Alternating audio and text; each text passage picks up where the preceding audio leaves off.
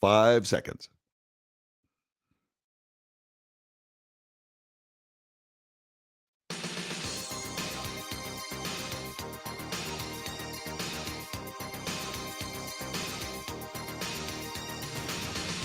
Welcome to the Wells Report. My name is John David Wells. What is the Wells Report? If you are just seeing this for the first time, welcome to the news, the real news.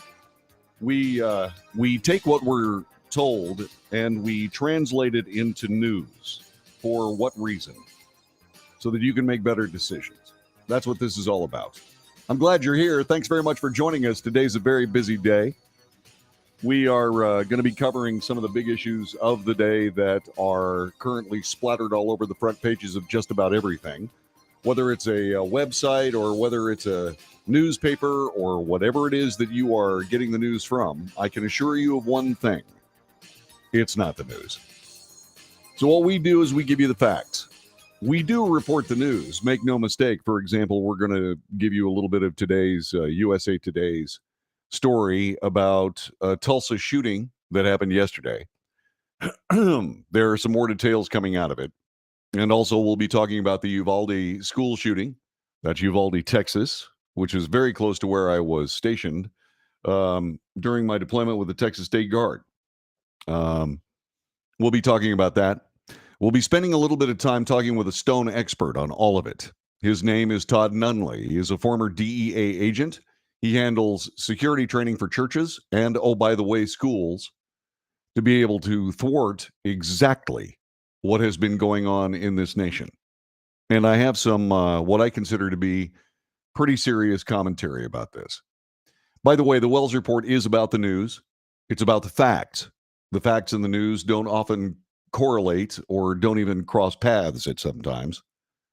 But what I do is I report both. I draw contrast between the news and the facts because there are plenty of problems with today's news media. Yesterday, I was talking to my wife, Susan, and I said, Susan, what do you think about some particular issue that we were discussing? And she mentioned, well, according to the media, and who can trust the media? The answer is no one. No one can trust the media. No one should trust the media. The media is out of its mind. It has abandoned truth and chosen sides. If you are in search of actual news, I can guarantee you one place where you'll actually hear it, and that's right here. Every single day, at this particular moment, I'm still trying to. I was very, very sure that I wanted to change the time of this broadcast from 2 until 5 p.m. Central Time to about 11 to 2 Central Time. But I got to tell you, I may not be able to make that happen. What I may have to do is I may have to keep it right where it is, but we'll work that out and we'll talk to the people that want to. By the way, I want to say hi to Clint Knight, who just joined us.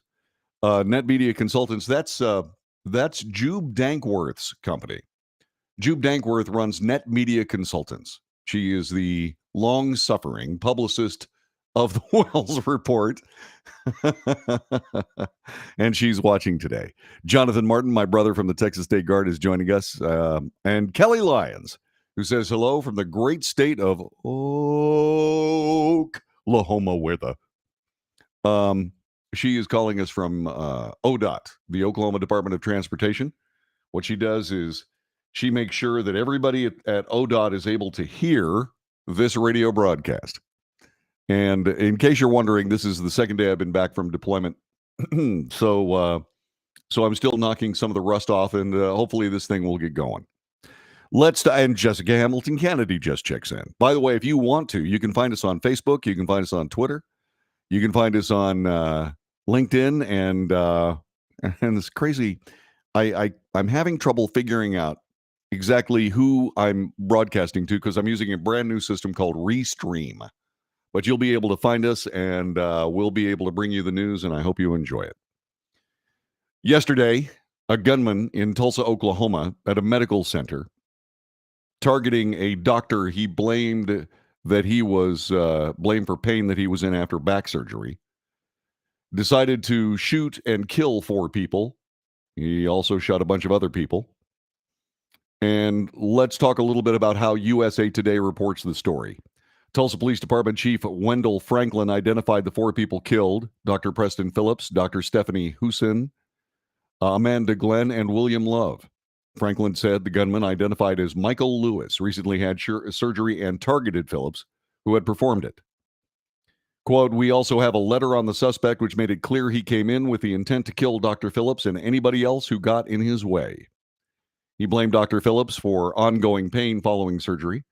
The gunman died of an apparently self-inflicted gunshot wound. He used 2 recently purchased firearms, including an AR-15 style rifle, which happened yesterday at the St. Francis Health System campus. Yesterday's attack came after high-profile shooting massacres in Buffalo, New York, where 10 black people were killed. Uvalde, Texas, where 19 children and 2 teachers were killed in May. The victims included 2 physicians, a receptionist, and a patient.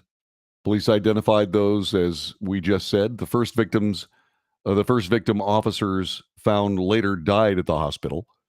Officers also found 2 more victims' bodies, one next to the suspect who had died from an apparent self-inflicted gunshot wound, another in an open area near a nurse's station. As police entered the building, they found Phillips dead in an exam room. Phillips was an orthopedic surgeon with an interest in spinal surgery and joint reconstruction. He once served as a lead physician for Tulsa's WNBA team before the franchise moved out of state. Cliff Robertson, president and CEO of the St. Francis Health System, called Phillips a man we should all strive to emulate. Robertson said Phillips' clinic didn't often run exactly on time because he spent every minute he could with patients that he saw. Robertson called Husin an incredible person. Amanda Glenn, who was a receptionist at the medical building, and William Love, who was there with a patient, was also killed in the shooting. It's the ultimate loss for St. Francis and Tulsa, said Robertson. The 3 best people in the entire world that are most committed to doing everything they could to take care of their patients did not deserve to die like that. Officials said there were additional wounded patients, did not provide more information. That was USA Today's version of the story. Fox News reports it this way. A gunman killed 4 then himself at the Natalie Medical Building at St. Francis Hospital in Tulsa, Oklahoma. Tulsa police have identified a recent patient as a gunman accused of a mass shooting at an Oklahoma hospital yesterday. 2 of the 4 victims were doctors, including one recently performed back surgery on the attacker. The gunman killed 4 then himself on the 2nd floor of the Natalie Medical Building at St. Francis Hospital in Tulsa. The gunman was Michael Lewis, underwent surgery with Dr. Preston Phillips on May 19th. Following days and weeks up to the morning of the shooting, he had complained about pain and sought additional treatment. Investigators later found a note on the scene that authorities made it clear the gunman intended to kill Dr. Phillips and anybody who got in his way. Separately, Tulsa Police Chief Wendell Franklin said Lewis's wife also called police, telling them he had contacted her and told her what he'd done. He blamed Dr. Phillips for the ongoing pain following surgery. Other victims were Dr. Stephanie Husin, Amanda Glenn, William Love. Police arrived on scene 3 minutes after the initial 911 call placed by a patient who was in the middle of a remote meeting with a doctor who was inside the facility at the time. As they announced themselves and approached the 2nd story, where the active shooting was underway, responding officers heard a gunshot. They believe that what Lewis inflicted on himself. The gunshot was approximately at 4:48 p.m., 39 seconds after the first officers entered the building. When they walked in on the carnage, they found the first victim, who later died on an exam room floor. We found the suspect rescued a female who was hiding under a desk at the suspect's feet. She was there when the suspect took his life. She escaped without injury, but nearby, officers found another body. According to authorities, they found yet another near the nurse's station and Dr. Phillips in an exam room. The gunman purchased an AR-15 style rifle the day of the shooting and a .40 caliber handgun days earlier. Lewis expressed he was in pain and not getting relief, and those were the circumstances surrounding the incident. And so, another shooting here in the United States of America. Pretty factual news stories. You have those facts. This is what happens when we don't seek to take care of ourselves and defend ourselves. And there is light at the end of the tunnel. When we find ourselves in a position where we have a spate of gunfire incidents in the United States of America, we find us in a circumstance whereby people need to understand that this will all stop as soon as people start defending themselves and stop rendering themselves as easy or soft targets. There is a responsibility that you have to yourself, to your family, to society, to defend yourself. If you do not do that, if a society chooses to render itself defenseless, the wolves in the forest will come to call. If they find out that as soon as they make that decision and as soon as they walk into a circumstance where they walk into a building and decide to start shooting, someone needs to end the event immediately. We've all learned this over and over and over again. But rather than try to actually put that forward and say, hey, look, this is the way things are. This is the way things we find these things this way. Instead of actually acting on that information. What we do is we listen to others that say, well, in order to get this under control, we have to render everybody defenseless, which is what's causing the circumstance to begin with. And that is insanity. And we know it's insanity because we keep dealing with it. Is there something wrong? Certainly. Certainly. We don't know what kind of medication this guy was on. He may have been higher than a kite when he decided to pull this off. We don't know. Something tells me that that's probably at least a factor. He'd also gone for 2 weeks after back surgery, and I can tell you, I've had 2 surgeries on my cervical spine. I'm looking right down the trail of getting some lower back surgery at some point. And all I can say is that 2 weeks is not enough time to make a decision that you're going to be in pain for the rest of your life. Because that's painful surgery. You start rearranging bones inside your body, you're going to hurt for a long time. What we need to understand is getting back to the actual reality of this, is we have to be willing to defend ourselves and others. We have to do the things that are required to do so. Now, as we understand all this, we keep hearing how the news media focused on AR-15s, which are everywhere, not because they are weapons of war, but because they're actually incredibly good rifles. They're fantastic. I've got several of them. They're lightweight. They work beautifully. They also work to bring about the twisted desires of damaged people. Not damaged by, in this case, surgery. Damaged because of the craziness that lives inside their head. We cannot do anything about that. We cannot do anything about that at all. Except one thing. What is it? I'll tell you coming up in just a couple of minutes. You're listening to The Wells Report. My name is John David Wells. This is a story. This is about news and commentary and debate. News, analysis, commentary, and debate. We do it every single day at about this time, and I'm glad you're watching. Please continue to do so, and by all means, tell all your friends, hey, we actually found a newscast. Not from some guy trying to peddle some sort of political ideology, but from a guy who wants you to have more information. I'm not going to tell you what to think. I'll tell you what I think.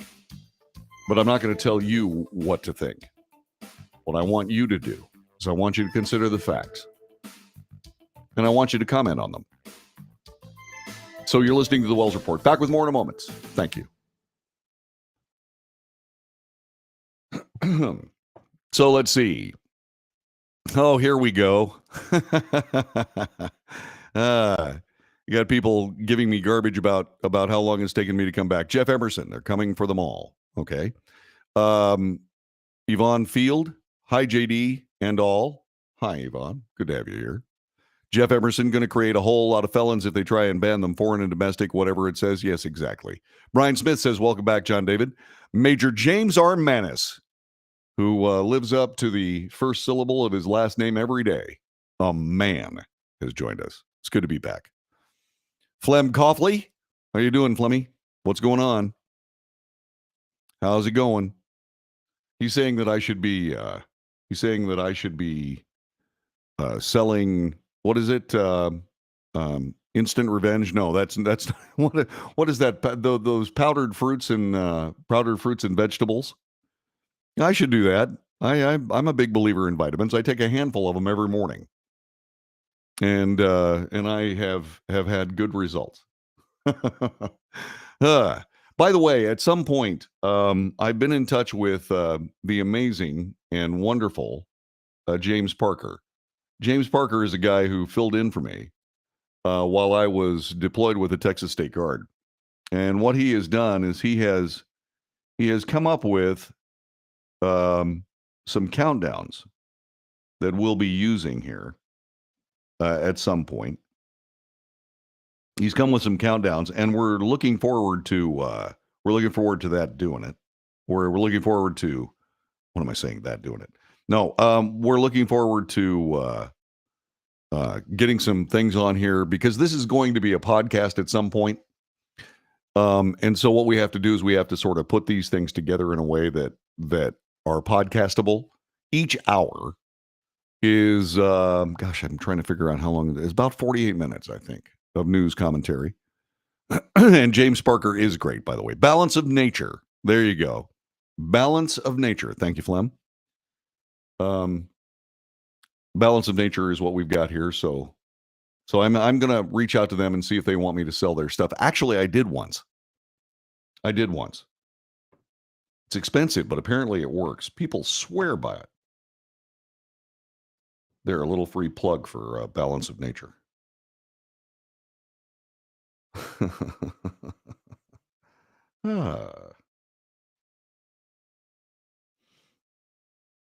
All right. Getting back to business here. Let's see what I got. Oh dear.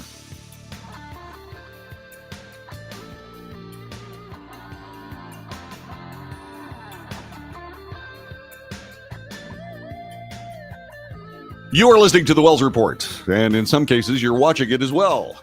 We are streaming this all over the place. You can find us all over the place. If you have found us all over the place, by all means, check in where you are. Check in from where you're calling from. All right. Tell me what streaming service you're watching, and make sure you tell people that you found a place where they can find the news, they can find the facts, commentary, and debate. And that's what we do here on the Wells Report. Thanks very much for being here. We're talking about the Tulsa shooting that happened yesterday. Someone who had what he considered to be substandard results from back surgery went to a hospital and killed his doctor and anybody else who got in his way. It was awful. And it should not have happened. And we, the people of the United States, have got to do two things. One, we have to remind people in power that the Constitution of the United States mandates that we have the ability and the societal responsibility, by the way, to defend ourselves and others. And oh, by the way, the President of the United States will be addressing the nation today, hauling out the leftist, progressive, socialist, anti-American, fascist, anti-gun agenda again. He's going to say, well, we've just got to do this and we've just got to do that. And he's going to say that we need to have an assault weapons ban. But there are no assault weapons.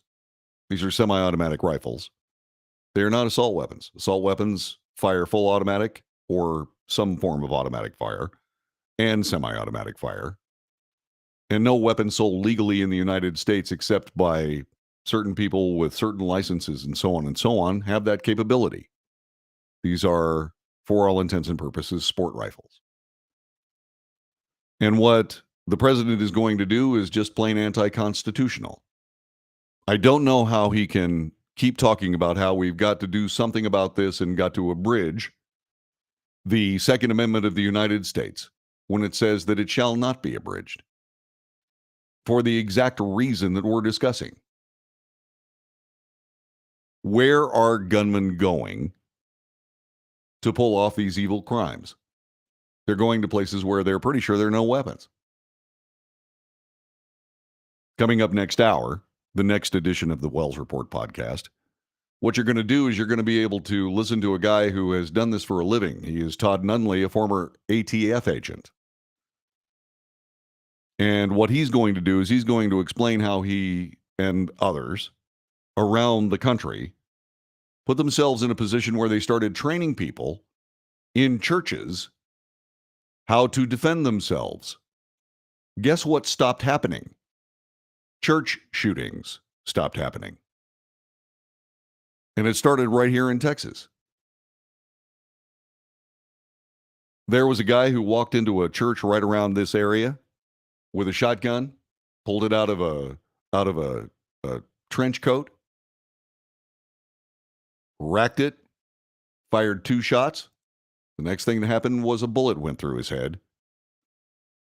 The result of one of the best pistol shots I ever saw. Ever. About 60 feet, headshot on a moving target. Done. He hit the ground so fast he was gone before he hit the ground. And that ended it. Pardon the pun, but only God knows what would have happened had it not been for that spectacular pistol shot. But you've noticed that suddenly there are no church shootings. This is part and parcel of what has happened around the country. When I lived in Las Vegas before I came to Texas, what ended up happening is that there were carjackings. People would show up with a weapon, say, get out of your car. They'd get in the car and drive off. Well, what happened after about 2 weeks? Suddenly people started getting to the point where they didn't want to give up their car. And there were good regulations, laws, opportunities for people to carry weapons in Nevada. What ended up happening was a carjacker would show up with a weapon and then get immediately shot, dispatched. And all of that stopped. Took about 2 weeks. 2 weeks.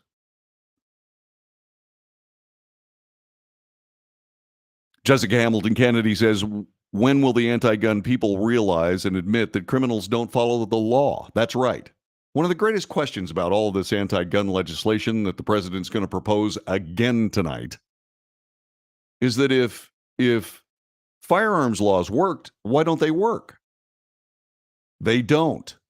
All they do is disarm the public. What happens when that happens? What happens when the public is disarmed? We'll ask the people in Australia what happens. Suddenly they get thrown on the ground and arrested for not taking a shot. Yeah, that's what happens when you can't defend yourself. Now, am I saying that the Australians should be shooting police officers? Absolutely not. What I'm saying is that when you surrender your rights as a citizen, when you surrender those rights, you'll never get them back. There are many differences between the United States and Australia. Australia, populated by people that were essentially sent to Australia because their forebears were sent to Australia because they were prisoners. They had lived under the most strenuous totalitarian law. That's not something that's happened here in the United States. But with every possible opportunity, what ends up happening is somebody says, you know what we need to do is turn in all our weapons so that the police can run roughshod over just about anybody at any time for any reason. And oh, by the way, the military that goes with the government that imposes those laws. Which is why here in the United States of America, the Second Amendment says, no, that will not be the case here. And it shall never be the case here. And those people that espouse to somehow abridge the right to defend yourself through the Second Amendment, those people that do that are in violation of their oaths of office. They need to be reminded of that. How do you do that? Well, I'll tell you coming up in just a couple of moments. Jeremy Hassel says they don't want any of us to be, they don't want anyone to be disarmed for everyone's safety. They want to disarm us so they can do whatever they want. Completely correct. Completely correct. Jessica Hamilton Kennedy has some things too. If you want to get in on the chat, you can too. Just jump right in. You're listening to the Wells Report. Back with more in just a moment.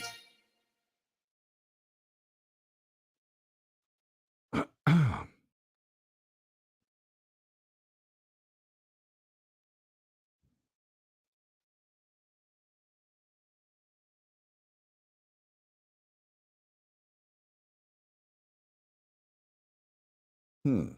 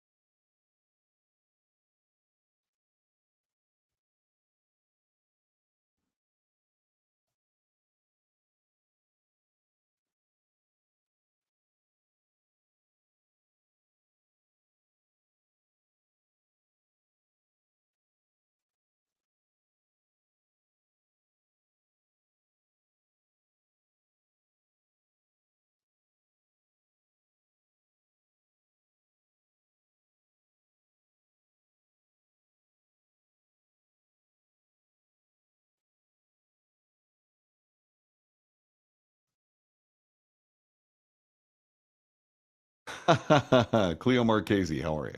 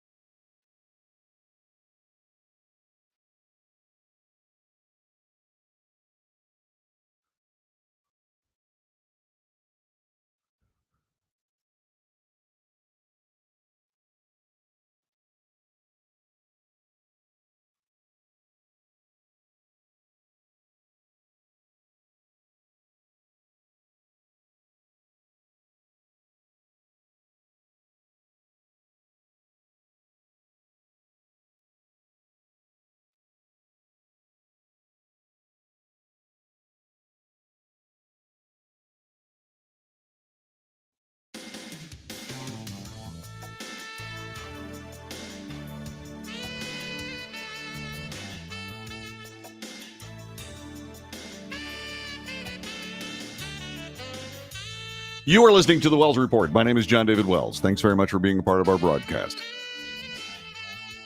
There are people killing us all over the country. The completely ineffective government that we are a part of refuses to believe that we, the people of the United States, can handle this on our own if left alone to do so. We, the people of the United States, need to stop pussyfooting around with the fact that there are people out there that are willing to kill you for no reason whatsoever. You need to defend yourself and others. It's a societal responsibility. People realize that the Constitution of the United States has given rise to the greatest country in the entire planet. And that, by the way, is absolutely true. There is no argument. But all that being said, you have to wonder about some other things. The people that came up with the Constitution knew for a fact that there would be people who would try to work whatever political advantage they possibly could. And many of those things required people to be defenseless in order for them to move forward with what they considered to be the exact right thing to do, quote unquote, right thing to do. Then what was absolutely necessary was the horribly crazy notion that everybody needed to be defenseless. And it's been that way ever since there has been a way for people to defend themselves. The biggest mistake England ever made was to somehow convince their people that they should get rid of their guns. The same thing happened here. The same thing is happening in Canada. There are people that are suddenly without a way to defend themselves from their own government. Now, don't get me wrong. I'm not asking for some form of revolutionary weapon-based response to all of these ideas from the government of the United States to fix this problem. Because they are the problem. And how do we know? We'll get to that in just a couple of minutes. The way you do this, and this is what I said we had to do, the way you do this is at the ballot box. If there's somebody standing up on Capitol Hill in the United States of America saying that you've got to disarm yourself, you have to get rid of weapons, we have to abridge the Second Amendment, do not ever vote for them again. Castigate those people who do vote for them. Because those people are incomplete. They don't understand. They are ignorant of reality. The reality is there are wolves. Most of us live in peace and harmony just like sheep. And every now and then, wolves come calling. How do we defend ourselves from wolves? Well, we have sheepdogs. And sheepdogs don't mess around with wolves. They use deadly force and kill them quickly. Wolves learn to stay away from sheep. And that's the lesson that must be taught here. And it must be reinforced. That we do not do that as a society, that we listen to just a relatively small group of people. That we listen to them and they say, well, you know, you've just got to get rid of guns. We got to get rid of these assault weapons. Oh, yeah, well, that's nuts. It's absolutely nuts. We know what happens when people do that. The government goes crazy. And frankly, I think the government's crazy enough without having a license to be able to get crazier. And I think that people need to realize that it's time for us to change those people who would indeed espouse changing this country for the worse. We must be able to defend ourselves from the wolves and from the wolves dressed as politicians. Leftist, progressive, socialist, anti-American fascists. That's what they are. And we need to get them out of office. See, I happen to believe that the Constitution and Bill of Rights is one of the most perfect political documents ever written. A set of documents that absolutely gave rise to the greatest country on the planet because this country recognizes the value of individuals. And to try to turn us all into just a herd to be lorded over by some government bureaucrat or some politician that always takes great care to exempt themselves from the laws they pass for everyone else. To turn our country over to that is just plain crazy. And we've got proof. How crazy is it? Well, these people that are running our country are now $28.8 trillion in debt. We are going to have to pay that bill. We, the people of the United States, are going to pay for their political delirium. And that's already done. We have to stop them cold in their tracks immediately. And we have to stop deciding for whatever reason that some politician in some far-flung city on the East Coast of the United States can protect your children by saying, nope, it's against the law to bring a weapon within 200 feet of a school.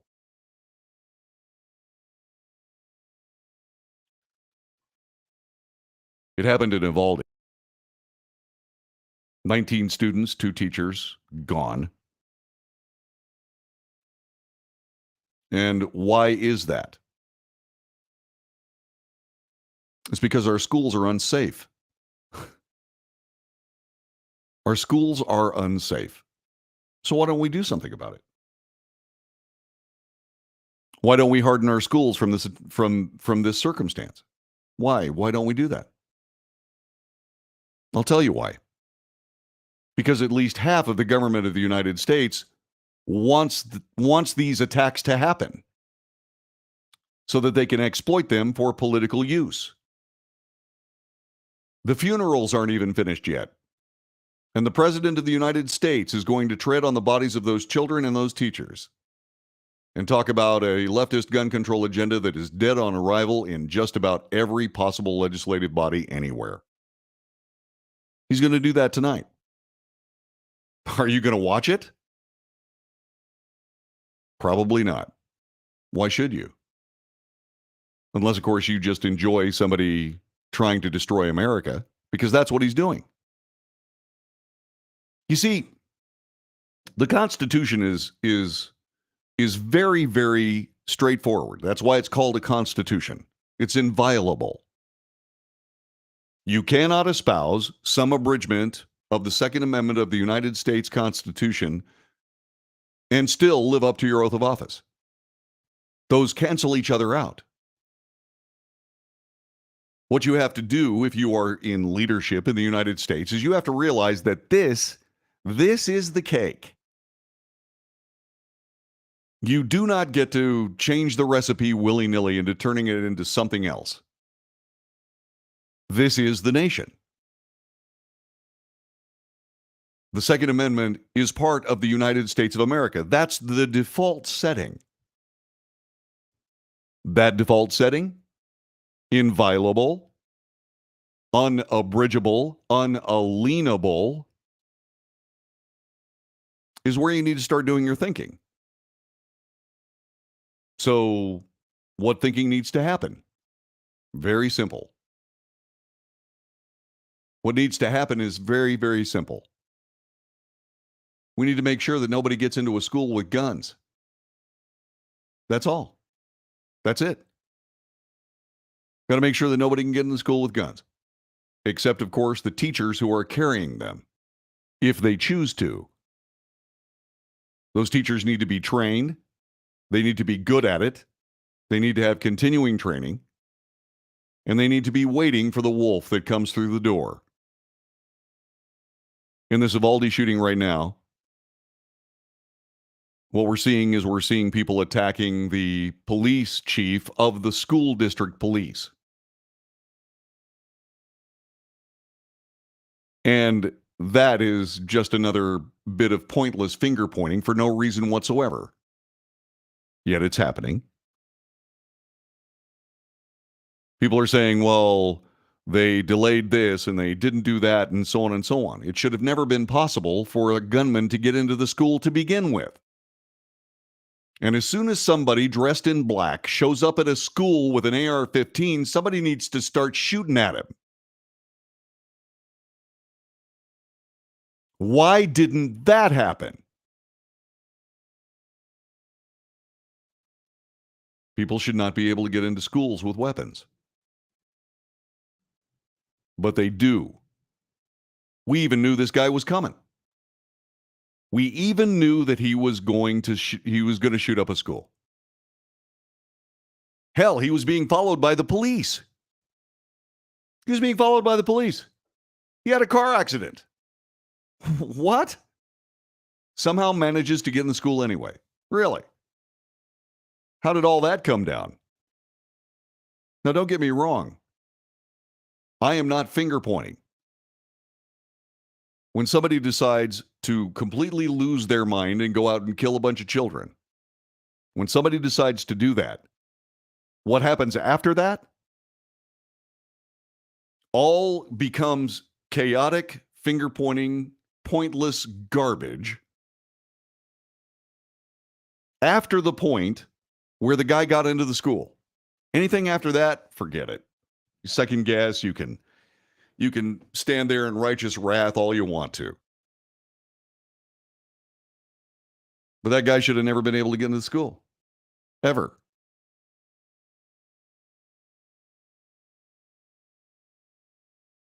And that's what needs to happen.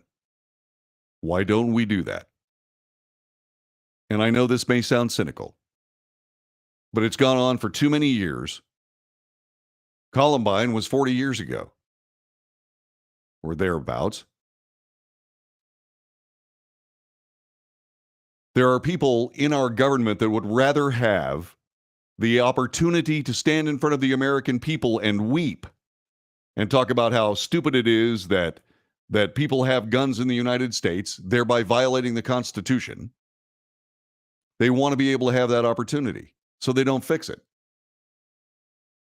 See, we have an entire generation of politicians who do not fix problems. They exploit them. And that's what's happening tonight. This is going to be an exploitation of unspeakable grief. Because we don't protect our children. Because politicians want them unprotected so that they can start demagoguing an issue of tragedy. There are a lot of people that listen to this broadcast that homeschool their kids. There's no better reason, no better time, no better opportunity for Americans to be able to do the societally responsible thing, which is to bring your kids home, take them out of public schools, because they're too dangerous for their kids to be in there. They're just not safe. Public schools are unsafe. It's absolutely true. It's been proven over and over and over again.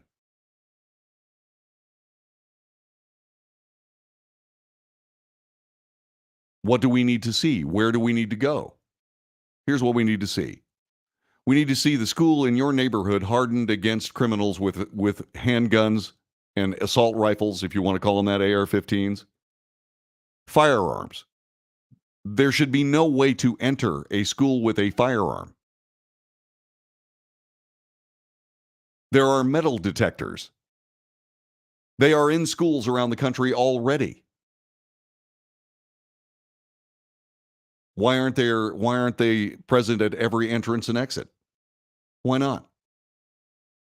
Why is that?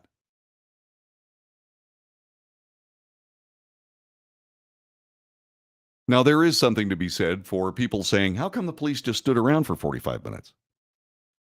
I don't know. I can assure you that if I was in a situation where I was hearing gunfire inside a school, nothing would keep me out of it. Nothing.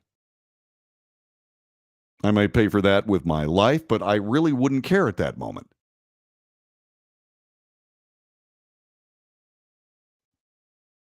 because I am societally responsible. I have surrendered some of my gun rights. I have taken part in the abridgment of the Second Amendment. I have a license to carry. I had to be licensed by someone else to be able to fulfill my rights under the Constitution of the United States. And I did it because it is societally responsible to do so. And if indeed there's somebody breaking into a school and firing, nothing's going to keep me out of there. Nothing. If I happen to be there, nothing. And you got to have that attitude. You got to have that belief. Some guy shows up at a school with my kids in it. I'm going to blow him to Mars. No, I'm not kidding. I said that once on this broadcast. I got a call from a woman who immediately said, "You're the problem. You would actually kill someone." Yes, I would actually kill someone trying to kill children. Next call, please. I mean, what else do you do? There's no negotiating at that point. You go in and you stop the event with final results. You are listening to the Wells Report. My name is John David Wells. At some point, by the way, you're going to be able to call this studio, but because my telephone company is garbage, I'm having trouble making that happen. You're listening to the Wells Report. Back with more in a moment.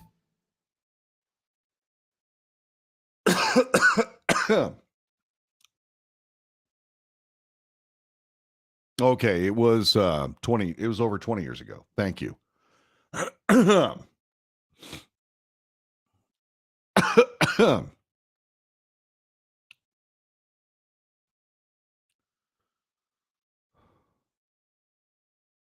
Jessica, when did that happen?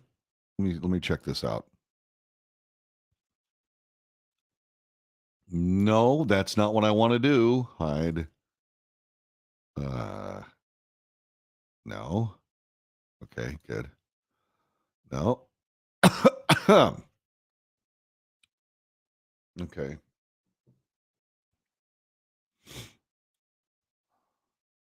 Hey, Jessica, do me a favor. Send me that link on Messenger, please.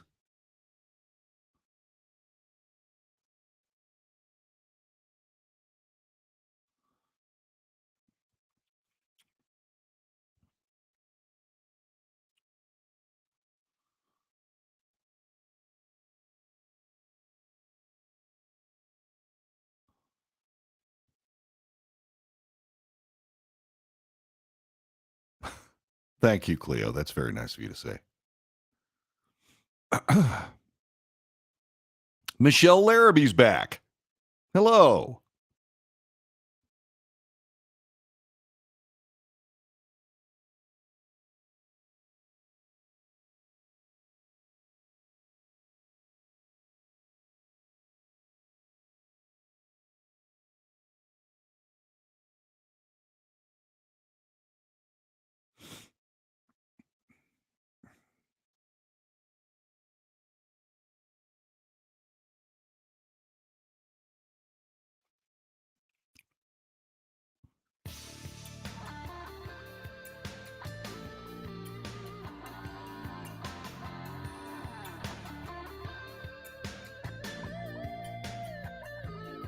You are listening to the Wells Report. My name is John David Wells. Thanks very much for being with us. Next hour, we're going to speak with Todd Nunley. He's a former ATF agent. We're going to spend a lot of time discussing all of this.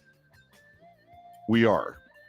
The President of the United States is going to talk tonight. He's going to exploit this tragedy for political purposes, none of which will have anything to do with reality. Nor should it. In fact, the only reality that should come out of any of this is the reality that anybody on Capitol Hill that is espousing the abridgment of the Second Amendment of the Constitution should be removed from office forthwith. That's all. Every time somebody comes up and talks to you about this, they're anti-American thugs. They're anti-Americans bent on bringing totalitarianism to this country. That's it. There's no other reason. All they will do is force law-abiding citizens to become victims or potential victims. There is good work being done by law enforcement. A 16-year-old boy was arrested last week after police received a tip he was recruiting fellow students for a plot to carry out a mass high school shooting in Berkeley, California. You know, the place with all the anti-gun laws.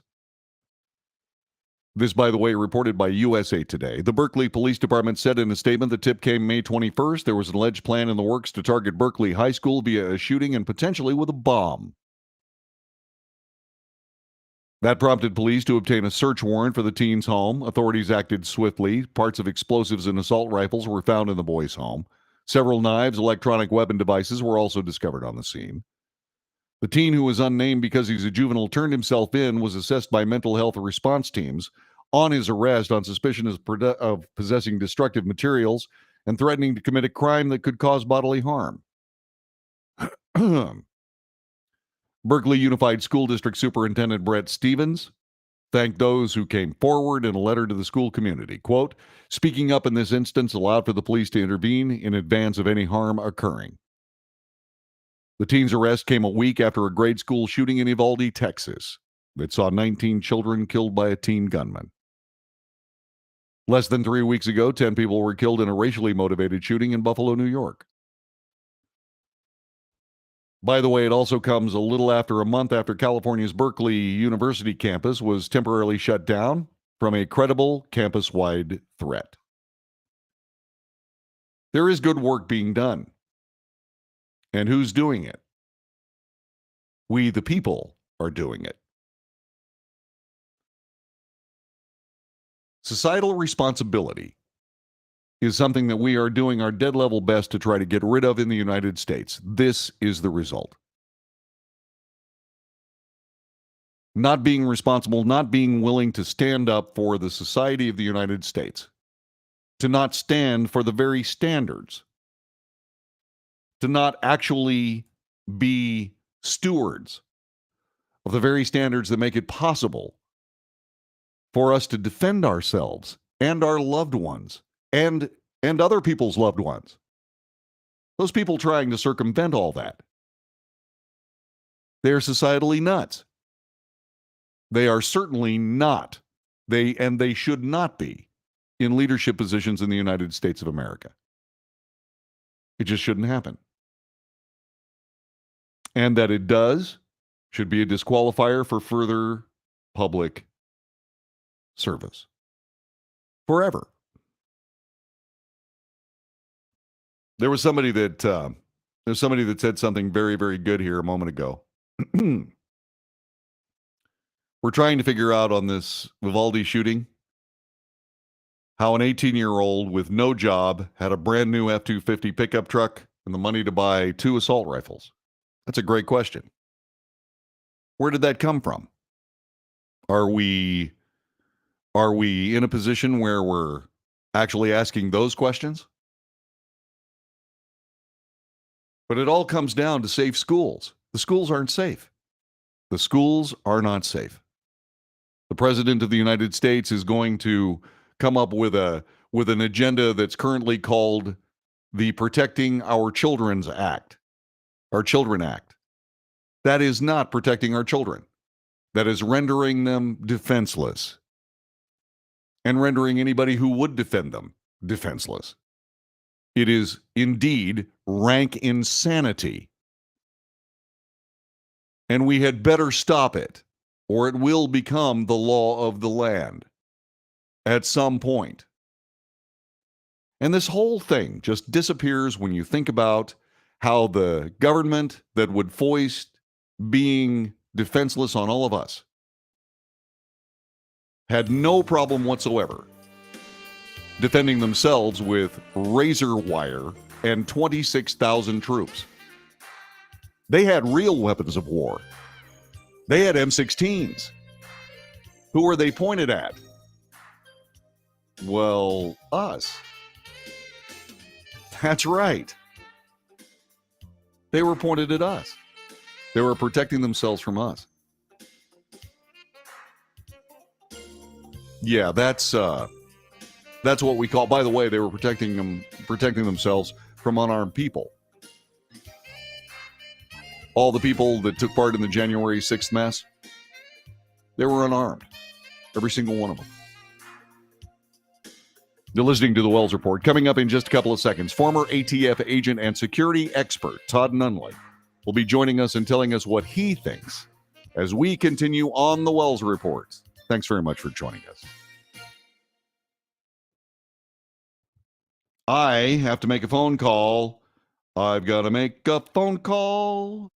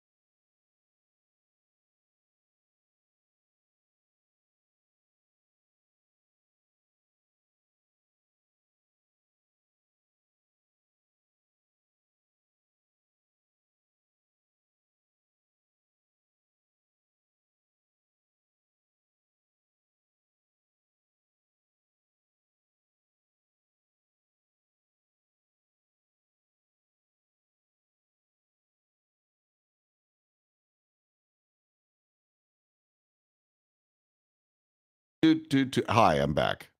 I'm trying to get one of those things together here that I was talking about, that I was discussing. Let's try this one more time. Okay.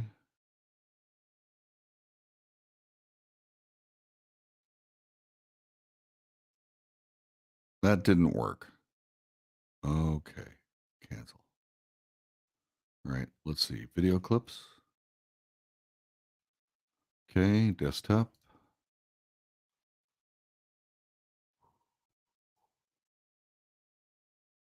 Uploading. Okay.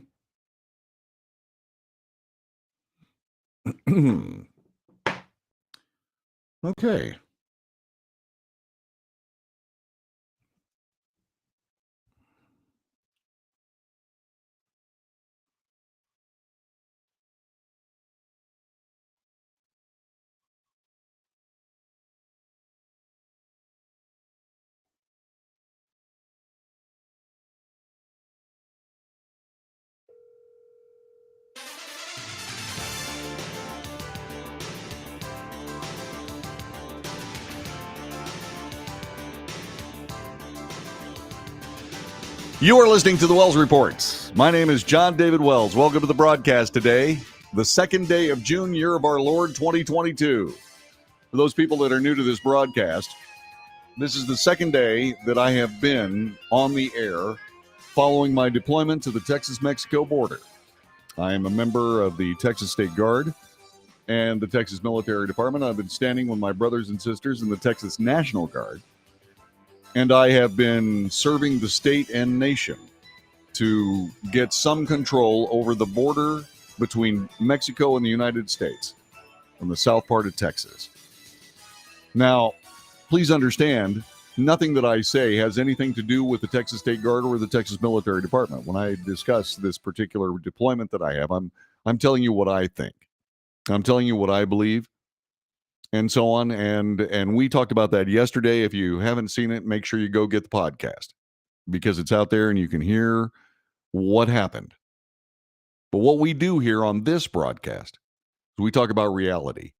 And yes, I'm the kind of guy that walks the walk. I do the things necessary to be societally responsible. And there are a lot of us that do that. You're about to meet another one. We've been talking a little bit about what's been going on in the United States of America when it comes to firearms crimes. Many of these firearms crimes need not happen. And the reason they need not happen is because there are warnings in place in almost all of them. And those warnings go unheeded. And solutions go undiscussed. We have politicians that will gladly circumvent or absolutely destroy the Constitution of the United States for their own particular political advantage, that think absolutely nothing of denigrating and abridging the Second Amendment of the United States, the Bill of Rights. They have no problem whatsoever doing it, but they won't actually solve the problem. Schools are unsafe.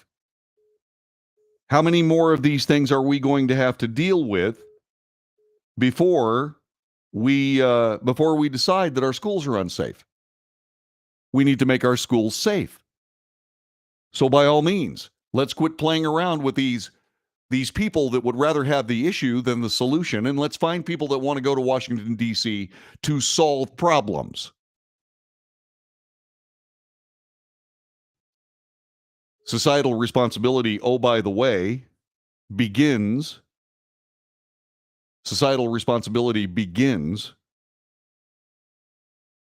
by deciding that you are going to make a vote to change things in the United States. A vote. Not taking weapons in hand and stomping to Washington. Pitchforks and torches? No. Wrong thing. Use a real weapon. It's called a vote.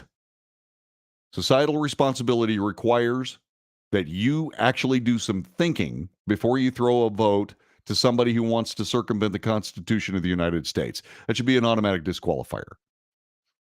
I've taken an oath to support and defend the Constitution of the United States from enemies, foreign and domestic, and the guy who's joining me right now has done the exact same thing. I'd like you to please make welcome a friend of the Wells Report, and oh, by the way, a friend of the Wells. His name is Todd Nunley.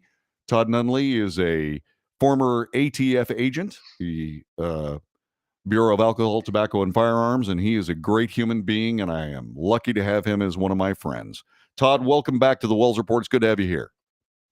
Thank you, my friend. I appreciate that greatly, John. And that goes both ways. You're a true patriot and a true friend of mine, and I appreciate that. Well, I've got to tell you, you have been in a situation at the forefront of all of this that we deal with in the United States. And what are your, as we begin this conversation, tell us a little bit about what your thoughts are. What are your thoughts in hearing all of these horrible stories and all of the things that we see from Uvalde to Tulsa to from what I understand, Xavier University had a problem today. How much time do I have? Exactly. You've got all the time you need. You got all the time you need. You know me, I can be a little bit long-winded at times, but I'll tell you, I am, as you well know me, I'm very, very much pro-Second Amendment, pro-freedom. The things, I've had many discussions since the shooting in Uvalde, but I will tell you, one, it makes me angry. And it makes me angry because of many different reasons. Why somebody would choose an elementary school and cause this type of just devastation and killing. I don't understand. I can't wrap my head around that because you and I are normal. But and there's many things that this can go into. But I will tell you, this issue that is going on right now is a multi-pronged issue. I will not say, nor should anybody say that it is one issue or the other. I will say this: it's not the gun. It's not the gun. It's the person who's pressing the trigger on that gun. It is their fault. The other issue is, that in the U.S. attorney's offices or in district attorney's offices, both, when crimes are presented or when cases are presented to be prosecuted, they should prosecute them instead of dropping those charges. And I can say this from experience. I can't tell you the number of times I've taken cases in there on true bad guys, multi-convicted felons, slinging dope, carrying guns, and the charges get dropped. And that will make somebody very angry whenever you've seen that firsthand.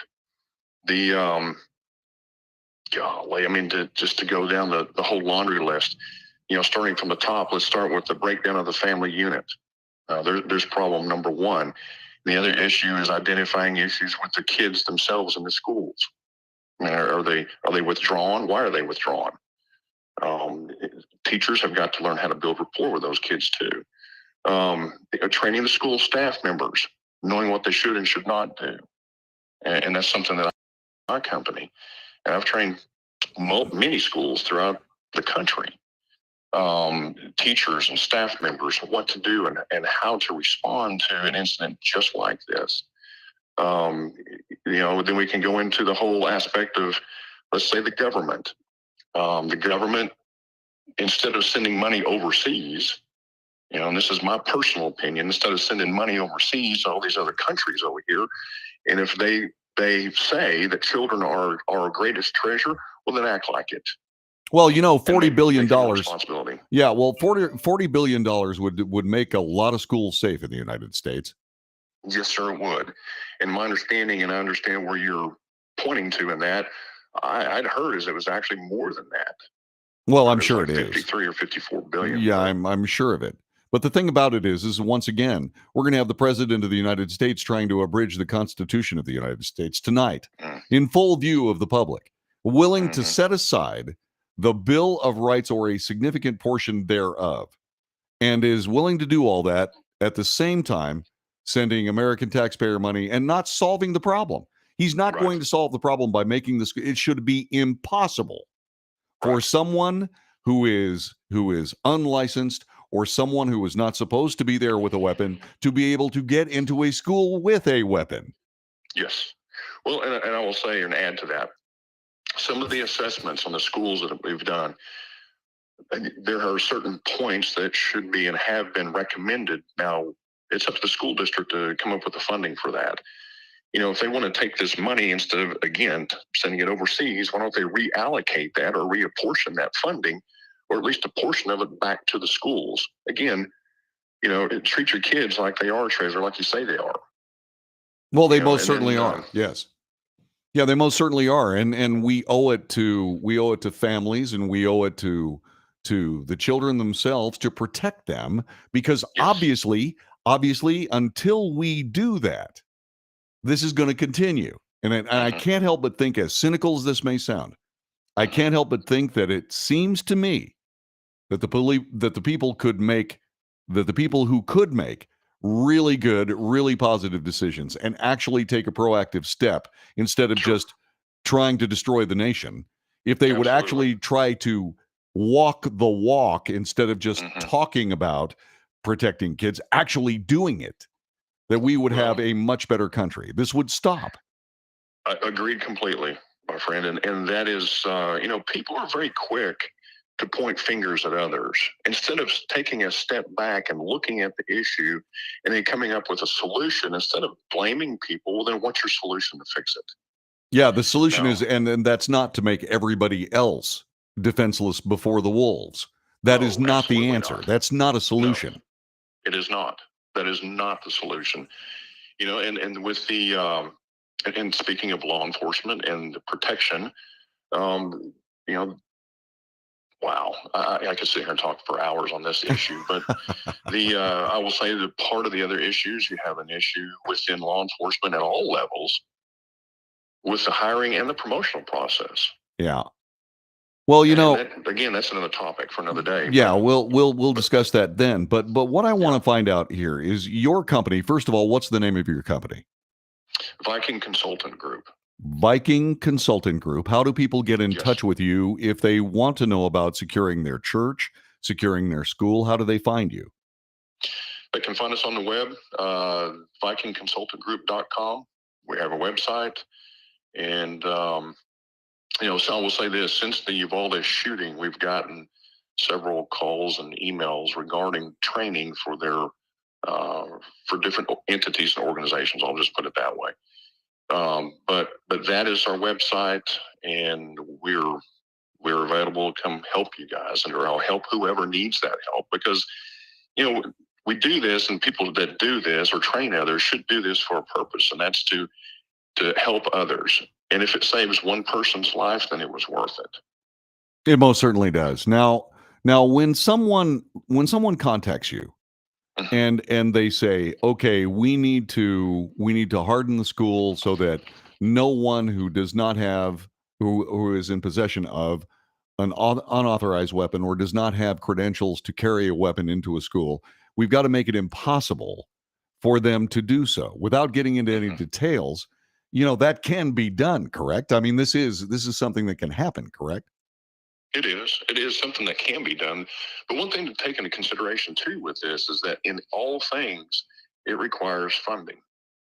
And everything that is done revolves around funding and how to make it better and how to either harden those areas or to make those alterations to those facilities to have that added security.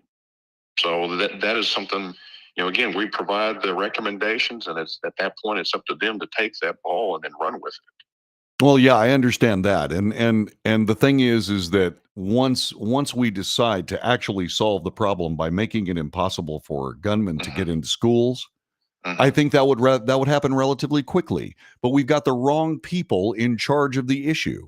And that is absolutely the case. And they'd rather have the issue than protected children.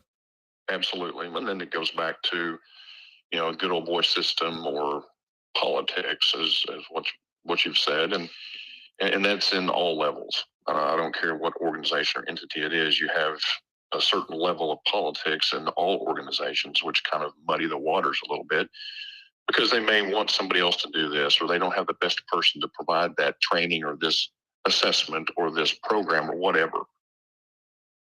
That's true. And we have to, again, it gets all back to societal responsibility. You touched on it yourself. Sure. You are someone, you are a purveyor of, in your professional life before you're retired, and now in your current life after you're retired, you provide not just security, but training for security for churches and for schools and for all manner of other places. You do all this. You do all this from a standpoint of absolute understanding and knowledge of what it takes to be able to make this stuff successful.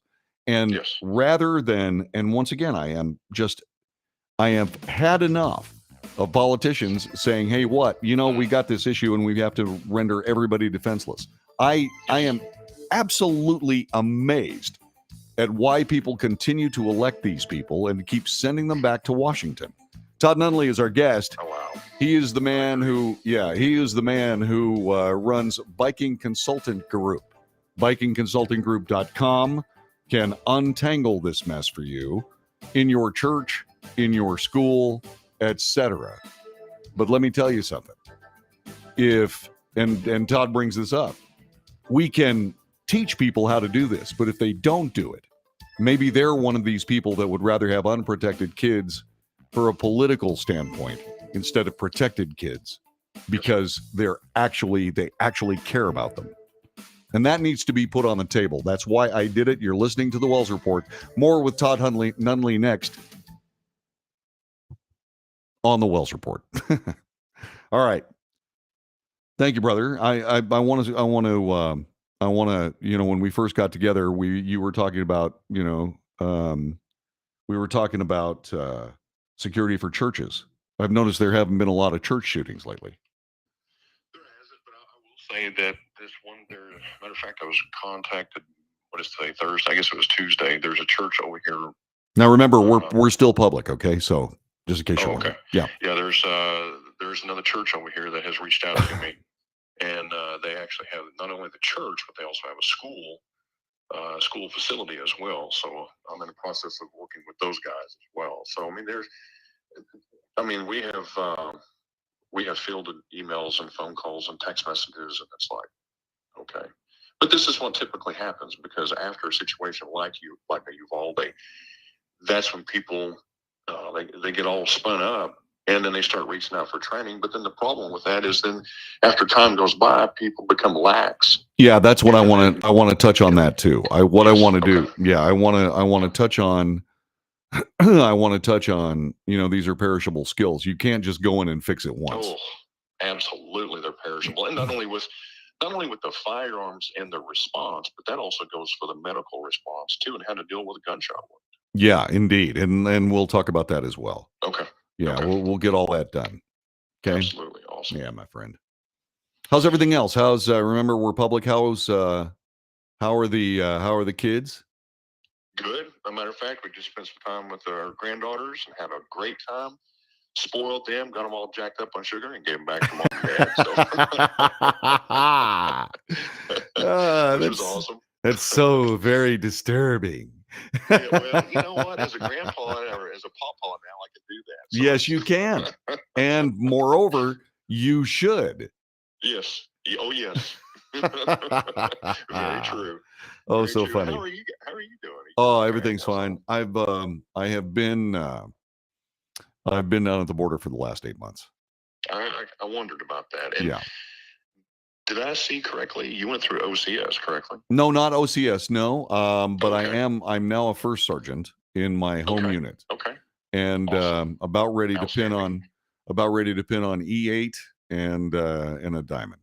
So. Well, congratulations, brother. I think you're very deserving of it. Thank you. Awesome. I made the same commitment you made. We work for different agencies, but I made the same commitment you made. This is yes. And when I raised my right hand and swore, it was that oath that was given was to defend the Constitution. Hang on. Oh wait, shh. Everybody, come on.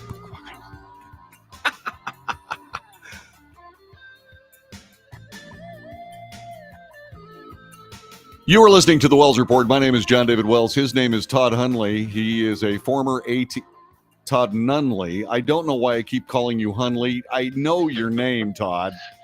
You are Todd Nunley, and he's the owner of Viking Consulting Group, and he provides security for churches and schools and training because he's been there and he's done that his entire life. And we were just discussing, the decisions we made as men, to take part in the protection of society. And you were talking about an oath that seems to be willing.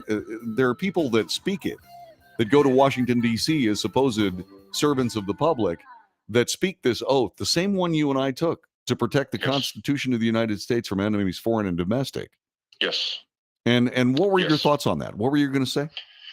Well, I was going to say that oath that I gave, that you gave, that oath is no different. It is matter of fact, it is the very same oath that is given to those who go into the military, but those who go into law enforcement, and specifically federal law enforcement, when you raise your right hand, you swear to defend that Constitution, and you better do it. That or find another career.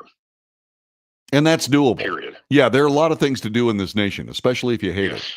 I mean, there are all kinds of, and you can get all kinds of government help. If you hate the United States of America, you can get all kinds of government help. But if you are here to do something different, if you want to lead the United States of America, perhaps you should actually think it's a good country.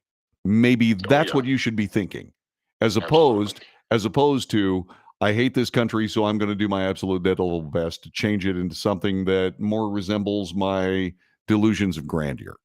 Ugh, yeah. Yeah. When we first got together, Todd Nunley, our guest from Viking Consulting Group, when we first got together, you were working out Viking Consulting Group as a way to protect churches. I've noticed that the movement to protect churches has led to almost no churches being attacked in quite some time. Have you noticed that as well? I have. Not that there aren't, or still there's threats to some churches, and especially with what has recently occurred with the I won't call it a leak, but the information that was stolen. Yeah. Call it what it is. From the Supreme Court on the Roe versus Wade decision that is still impending. But since that time, there's been a lot of animosity towards churches. Now, when that ruling does come out, I foresee some issues arising from that. I mean, I've heard and have seen different or various threats that have come about from this pending ruling from the Supreme Court. And then when that happens, we'll see what happens. But yeah, the churches, there seems to be somewhat of a lull at this point, and the focus has gone back towards the schools. But I think that pendulum is going to swing back towards the churches eventually. Well, and my let's hope that's not the case. But No, but I the only agree. thing that I can see is that what we need to do in this nation is get back to the business of being America, and we are the United States of America, not the Federal Republic of America. Completely different concept. The states get to make this. The states get to make their own decisions. Yes, absolutely, and that's where it should be. But you see, and I think what we've seen over the past several months is there's kind of a buildup, and it's going to continue for a number of months. But there's a buildup with all of this animosity with the ultimate goal in mind. But anyway, there are many people who have this desire to want to see this country fail, and that is anti-American. It is. And there's no doubt about it. And there's an entire group of people that are proudly anti-American that would, like I said, they would gladly sacrifice as many people as necessary in lieu of actually solving the problem. Absolutely. And that's monstrous to me. That is evil writ large. It's evil on the same level of just malevolence that this gunman showed the other day in Uvalde, as far as I'm concerned. And I would agree. Yeah, and I'm still trying to figure out what the police. When a gunman can get into a school with a weapon and start shooting, the problem has already happened, and the finger pointing and all that kind of stuff is negative. But I am somewhat concerned about the fact that apparently this guy was being followed by police officers for quite some time before the shooting. I mean, really? Well, and my understanding is that the school district or the area there, I don't know if it was the city police or the school police, Uvalde ISD police, one of the two, they had just recently gone through active shooter training prior to this. And I can tell you, as an active shooter instructor, even for law enforcement, still today, you move to the sound of gunfire. Exactly. That's your job. Yep. And you do it immediately. Your job is to stop the killing, and then after that, to stop the dying. Yeah. Yeah. By the way, that is something else. Does Viking Consulting Group also take part in helping people learn how to stop and how to deal with gunshot wounds? Yes, we do. Yeah, we've got a program. We're actually a training partner with the Committee for Tactical Emergency Casualty Care. This is a civilian program of the TCCC. The military's got the Tactical Combat Casualty Care. The civilian side, law enforcement specifically, you've got the Tactical Emergency Casualty Care. Viking Consultant Group is a training partner with the Committee for TECC. So we do provide that. Well, that's wonderful. And how can people get in touch with you again? They can get in touch with me through email, tnunley, TNUNLEY at vikingconsultant.com. multistreaminggroup.com, all spelled out. Sorry, I try to make it shorter, but that didn't work out. But then that or the telephone number. Telephone number is 214-415-2810. They can contact me that way as well. So either way, I'm very approachable. Those who know me know that I'm not only approachable, but I'm very passionate about what I do. Todd Nunley, Viking Consultant Group, not consulting, Viking Consultant Group. Yes, sir. Will help you out with security needs, and he is a good man. I've known him for years, and Todd, it's always great talking to you, my friend. Likewise, my friend. You stay safe. You too. Take good care, and take care of everybody that wants to actually solve problems of this nature instead of exploiting them. You are listening to The Wells Report. We'll be back with more in just a couple of moments. Thanks very much for being a part of this broadcast. We'll continue.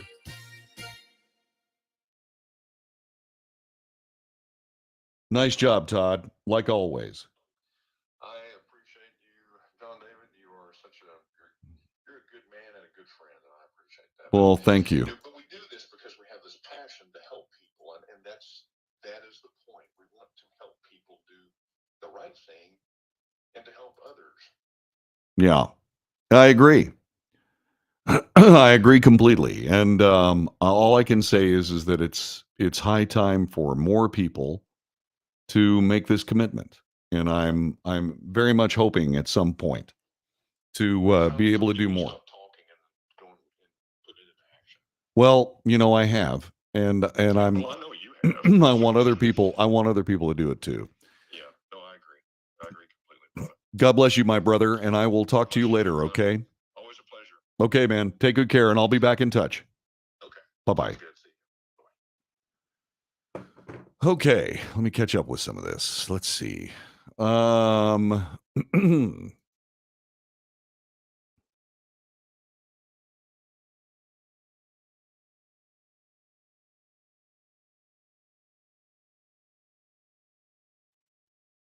Yeah, there's something else I want to say about this.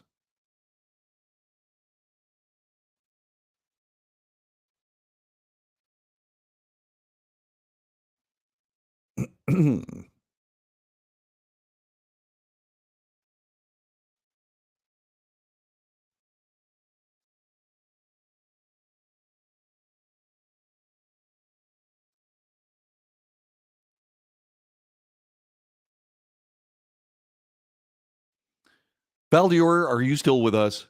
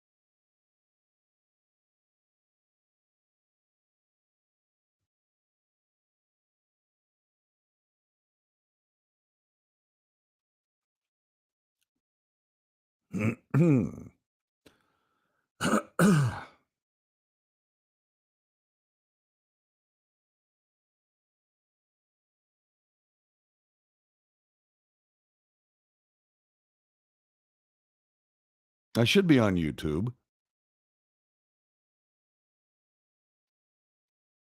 Hi, Joe McNulty. I'm doing all right, buddy. Good to have you back.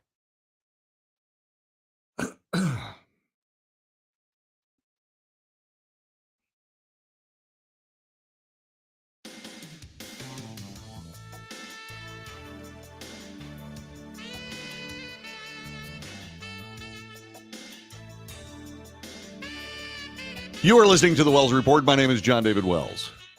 There is something else that we need to discuss when it comes to the Uvalde shooting in particular, but also other things in general. Todd Nunley brought it up a moment ago. He's a former ATF agent. If you didn't catch that interview, make sure you listen to it. He's the owner of a Viking Consultant Group. I got his name wrong. I got his name wrong, and I got his company's name wrong. I'm out of practice. And I also just spilled my coffee. I'm going to take care of this real fast because you'll notice that I'm currently in a temporary studio situation. If you're watching us on Facebook or Twitch or Twitter or LinkedIn or wherever you're watching this is a temporary studio situation. The reason is because I really thought that I was going to be able to redo the studio in relatively short time. I was mistaken. And so anyway, this is temporary.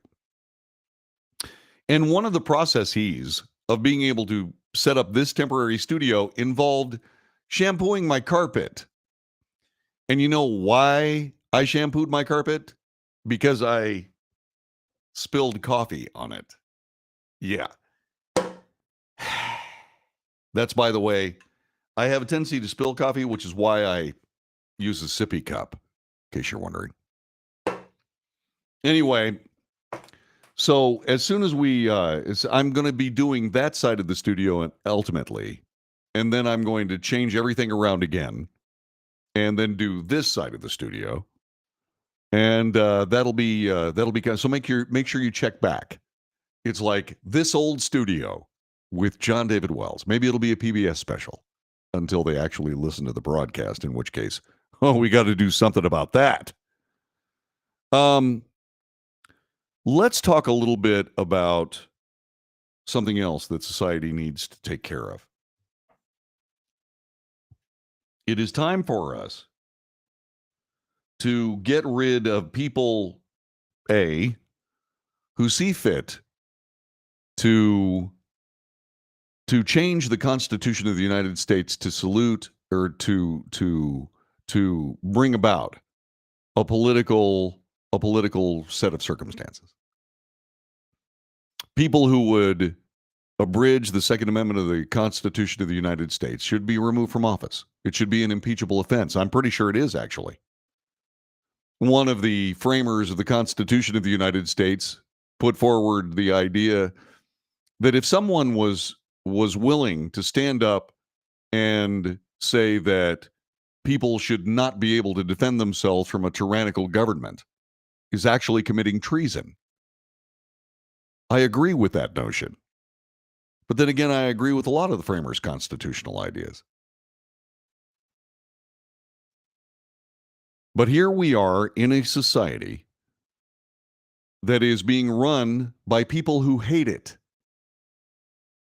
Our society, our government is populated by people that think this is a terrible country, and they take steps to try to remedy the terribleness that they see. There is no terribleness here. This is the only country in the human endeavor that has not had a totalitarian past. This country right here. Every other country on earth has been ruled by a despot who has had totalitarian governance, except the United States of America. And by golly, they are trying to bring that to this nation. And the first thing you have to do, one of the first things you have to do, is you have to make sure that people are defenseless. And that's what they're trying to do. And instead of making schools safe, what they're going to do is they're going to say, in order to make schools safe, we need to make everybody else unsafe, which is pure insanity. And so the government of the United States is being run by people who hate America, who hate the Constitution. And they are being sustained and even promoted by about, give or take, 24,000 people in the United States mainstream media.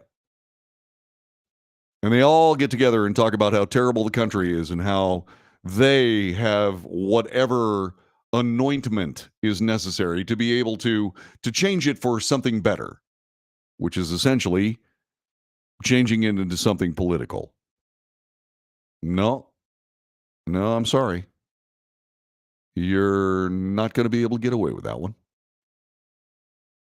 But they do, mainly because all they do is talk to themselves. That's all they do.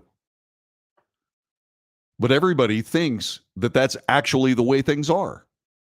Everybody who watches all of that says, well, gosh, this must be true because it's on television. No, it's not true because it's on television.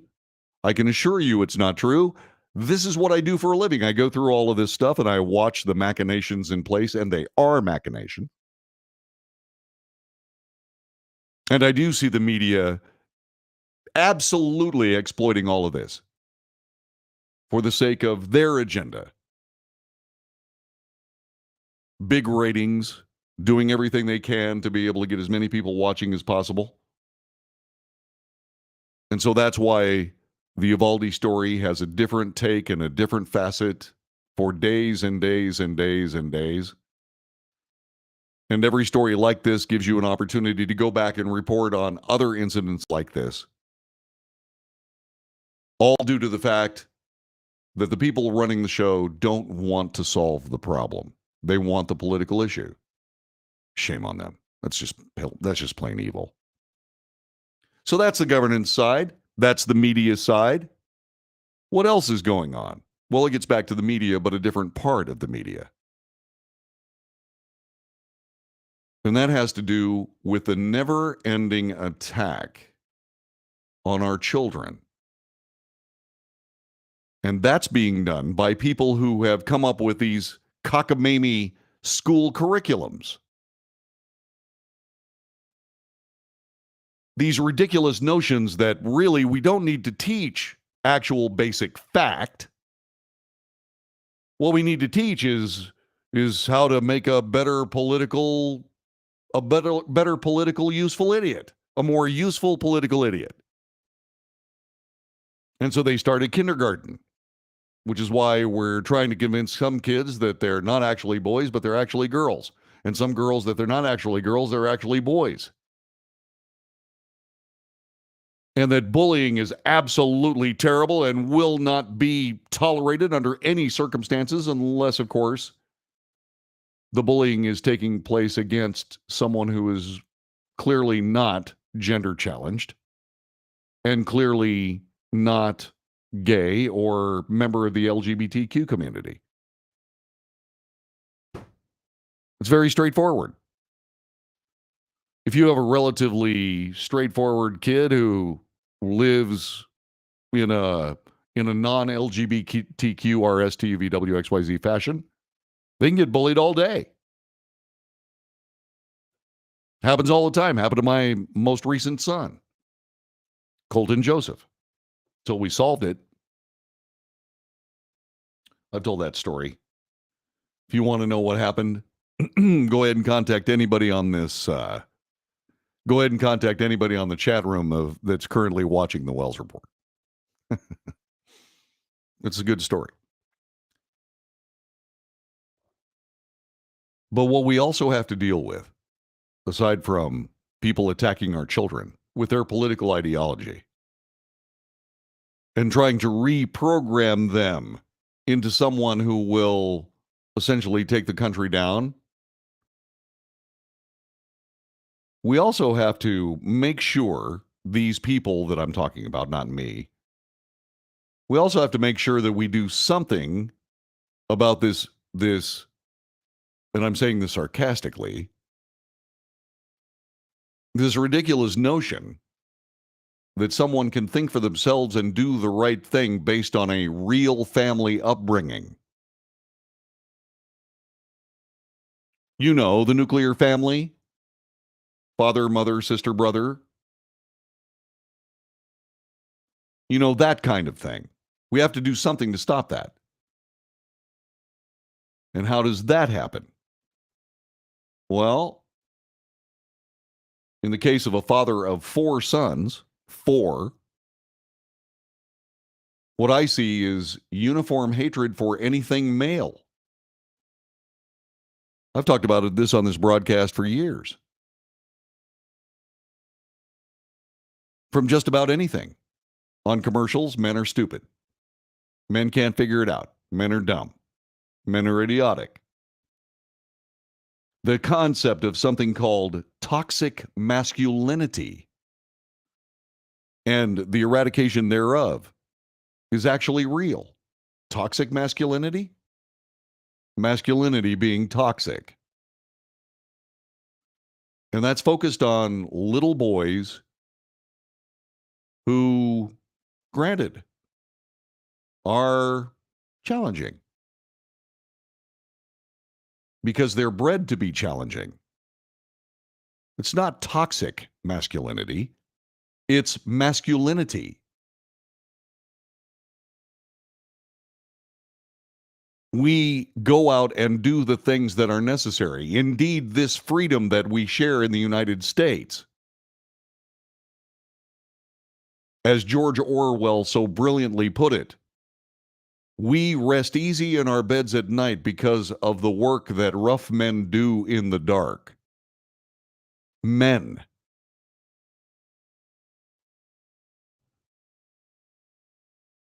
And you got to have them. You got to have people that are willing to do the hard work of freedom.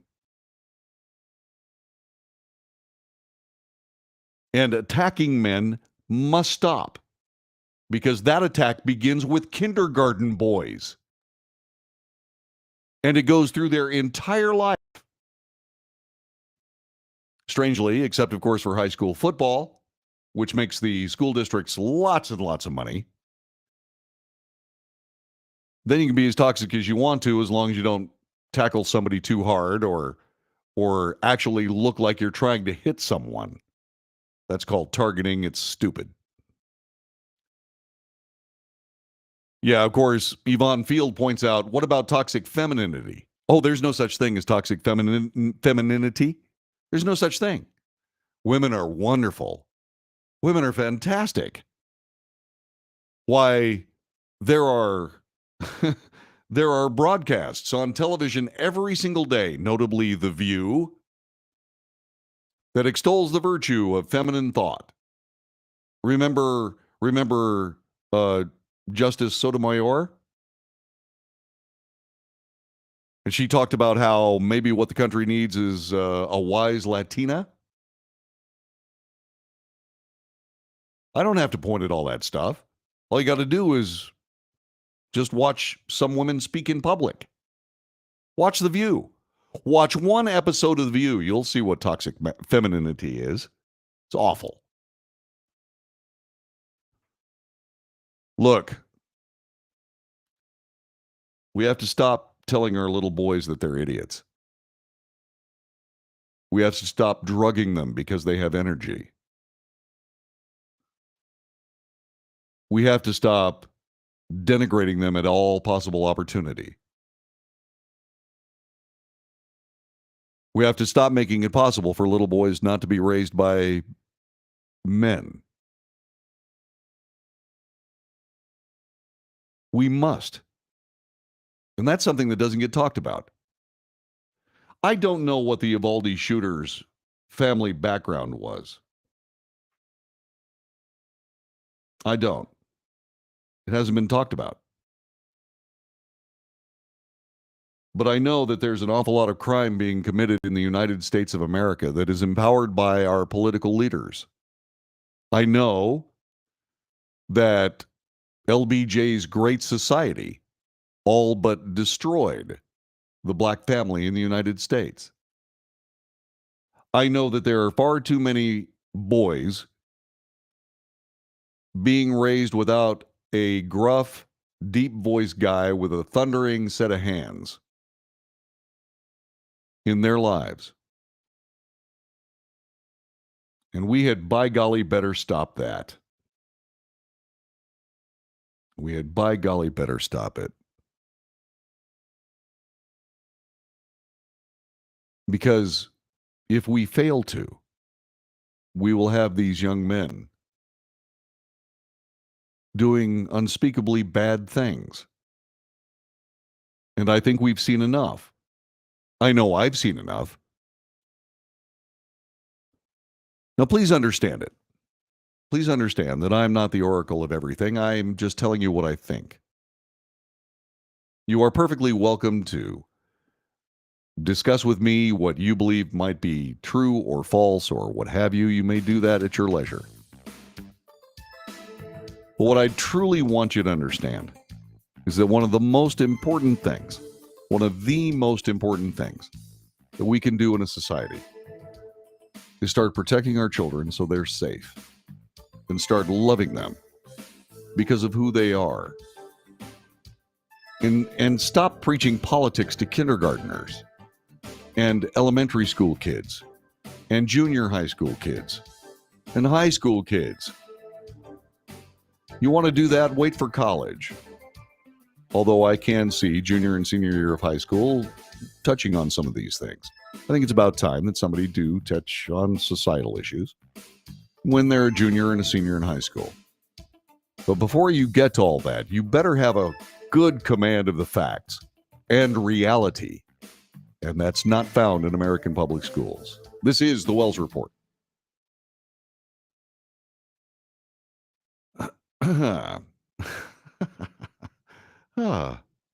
Beto mail. I love that.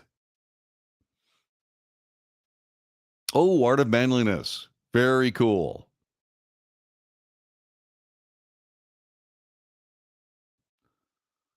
Okay, let me find out something. Let me see if I can figure this out here. Okay.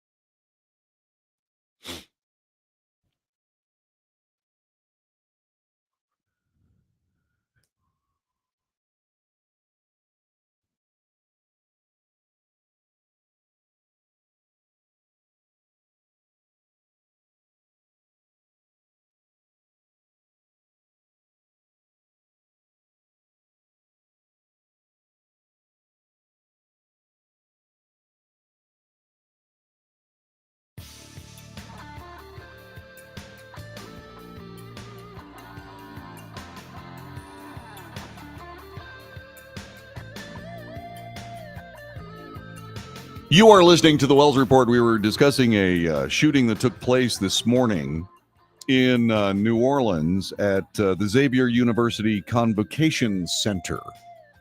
It was a high school graduation that was underway. Apparently, two females got into a fight.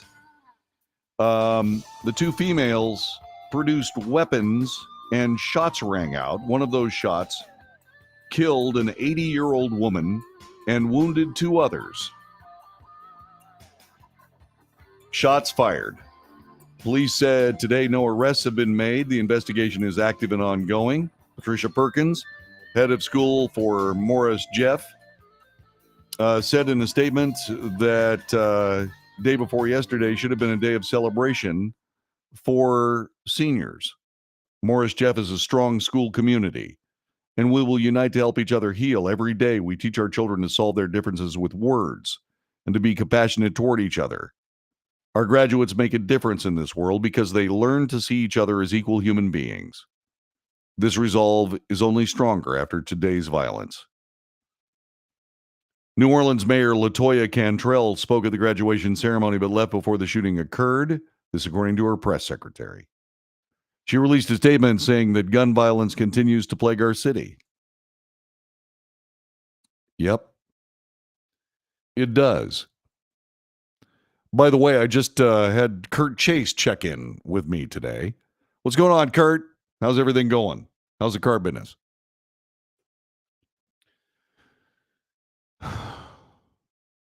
You have to be societally responsible.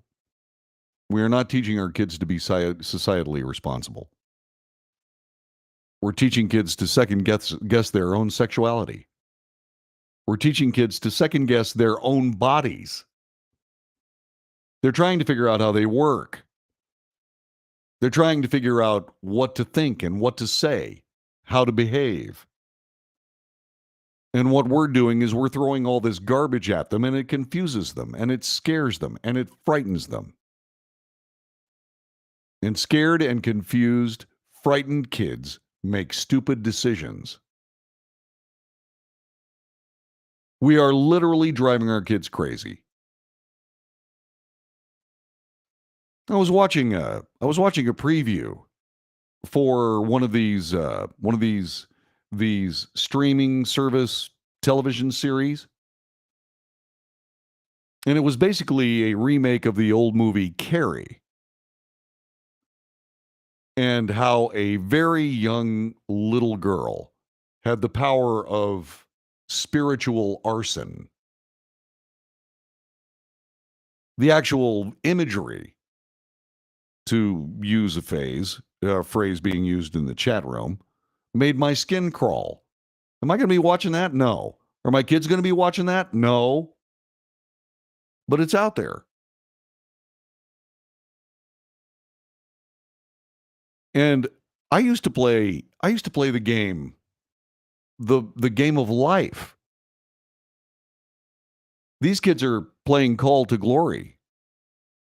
They're having gunfights every day.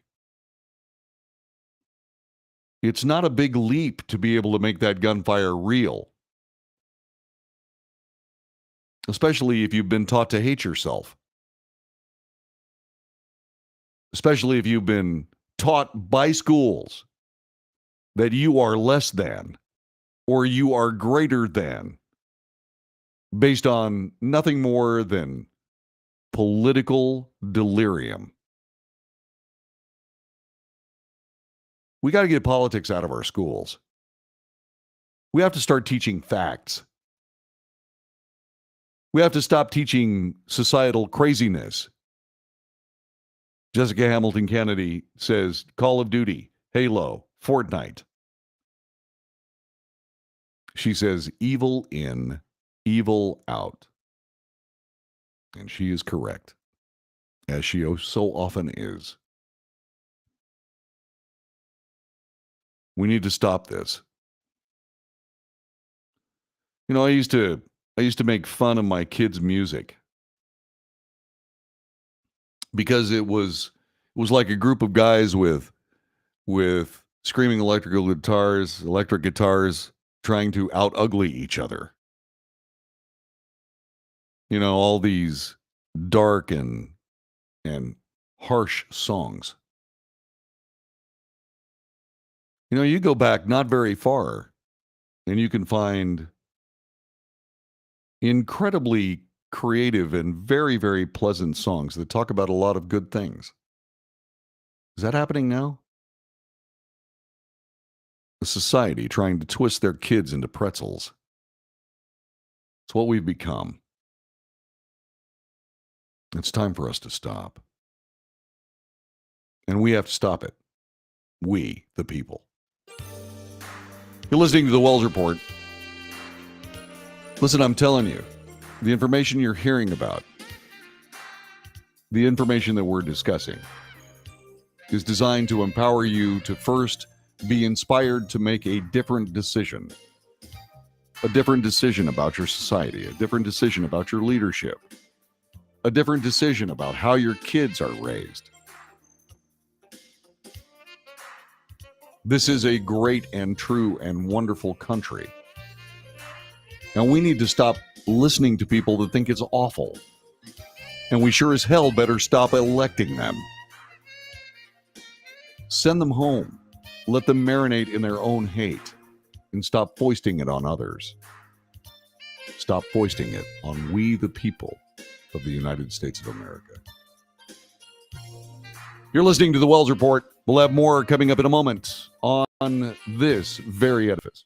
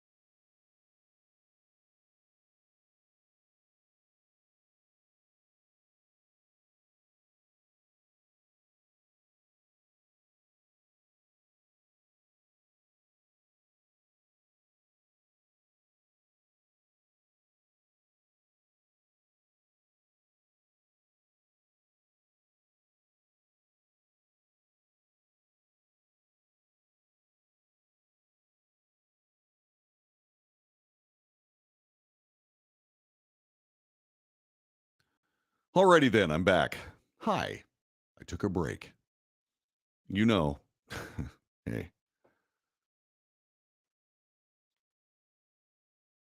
All right.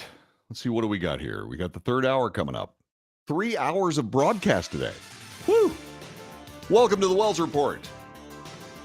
It's good to have you here. My name is John David Wells. News, analysis, commentary, debate. We bring you the real news. We do not bring you what is imposed on us by a mainstream media that has abandoned truth and chosen sides. The politics of this broadcast? Glad you asked.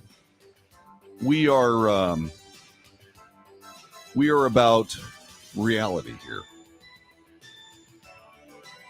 Our politics are based on the Constitution of the United States, an outgrowth of the Declaration of Independence, the Bill of Rights, and the Federalist, also known as the Federalist Papers, that talks about what the people who came up with this great land, what they thought of all the work they did to give us this great set, this founding set of papers that created the greatest nation on earth.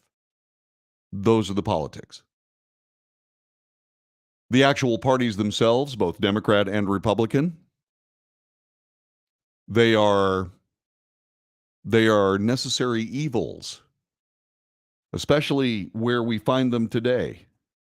Because as we've discussed, what ends up happening today is more problems are being caused than ever being solved.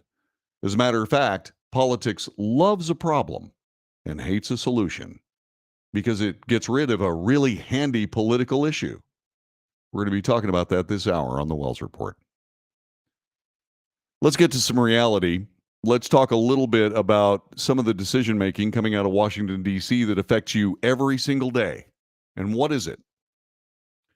Well, according to Fox Business, the national average for a gallon of unleaded gasoline hit $4.72 today. $4.72 a gallon. It's exactly 6 months after the Democrat Campaign Committee, the DCCC, publicly thanked President Biden for a 2-cent decrease. December 12th, that organization notoriously tweeted a chart showing the national average had dropped from $3.40 to $3.38. The President of the United States made it worse because his leftist craziness popped out of wherever it showed up. I mean, wherever it lives. And said this is a part of a great transition. A great transition for who? You see, what's going on is very easy to understand. It also, and people will listen to me and say, well, this guy says he's a constitutionalist, but he sure does talk an awful lot against Democrat Party policy. I do. Is it because they're Democrats? No. It's for two reasons. They're unconstitutional and they're un-American. At least the people that are calling the shots of the Democrat Party right now. Make no mistake, the Republican Party isn't any better. The Republican Party is essentially a facilitator for leftist, progressive, socialist, anti-Americanism. I mean, somebody will come up with this great idea to spend $6.2 trillion. And the Republican Party thinks they've been successful when they talk them down to $2.3 trillion. The nation is $28.8 trillion in debt. $28.8 trillion in debt. Because these people can't figure out how to balance a checkbook. They keep trying to interfere with the great engine that created the greatest nation on earth. It's not the government. The government can't create anything. It can only exploit what they find. They're doing it brilliantly. Gasoline, $4.72 a gallon. The Washington Post published an article slamming the tweet as possibly the worst defense of the Biden administration yet. The Washington Post, a leftist crazy nutcase paper that is being run by Jeff Bezos. It's owned by Jeff Bezos. The president opened the U.S. Strategic Petroleum Reserve for the first time to offset the then spiking cost of gas. He tapped the reserve again after the Russian invasion of Ukraine accelerated prices. That's not what accelerated prices. Had nothing to do with Russia. Had nothing to do with Ukraine. What accelerated prices is this insane idea that there are quadrillions. Okay, let me give you a quick math. This is always risky. By the way, I'm terrible at anything having to do with the calculation and the manipulation of numbers. Okay? Economics I understand. But I got to be perfectly honest with you. When it comes down to arithmetic, I'm not real good at this. But let me give you an idea. A million is 1,000 thousands, I think. A billion is 1,000 millions.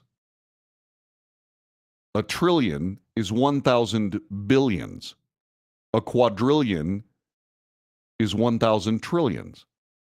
There is quadrillions, there are quadrillions of dollars of coal, natural gas, and petroleum resources and reserves underneath this country's soil. And for whatever reason, the people that are running our nation, what they want to do more than anything is they want to take us to wind power, which is a form of energy that requires more energy to create it than it actually creates. They want to do solar. Not enough energy coming from the sun to power the earth. There's enough energy to warm the earth. There's enough gravitational energy to create tides. The actual celestial mechanics of our solar system makes it possible for us to have 4 seasons instead of 1. All of this is this wonderful ballet of the gifts God gave us. And what we are doing is we are listening to people who say the quadrillions of dollars of energy resources under the soil of the United States is somehow evil and we have to change it. That is not true. It is not even real.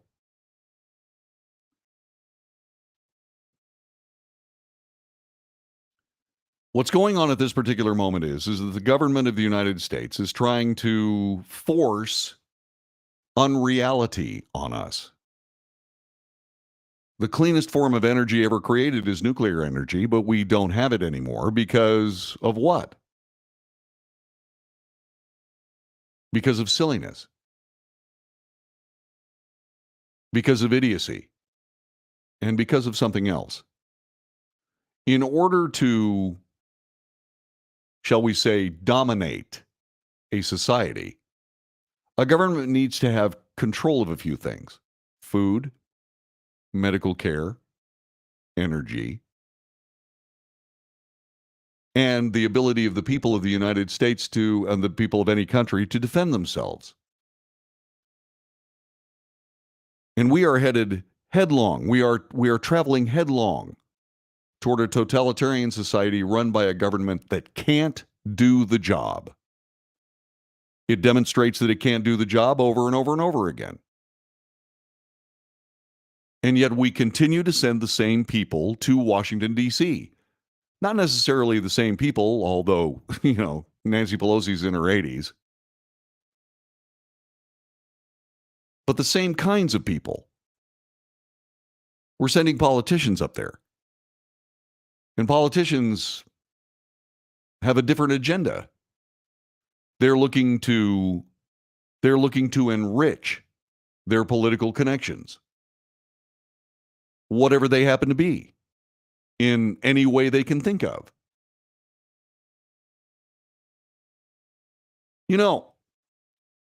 I'm all for progress. I truly am. But windmills showed up in the human endeavor in the 14th century. The 14th century. Nuclear energy showed up in the 20th century. It's the 21st century. And the government, I love this. couple of years ago, the state of Texas ran out of electricity during the coldest winter in 3 decades. And it cost the lives of 300 people. And you know why? Because we didn't have enough electricity. It's not just common to Texas. It's common to a lot of other places.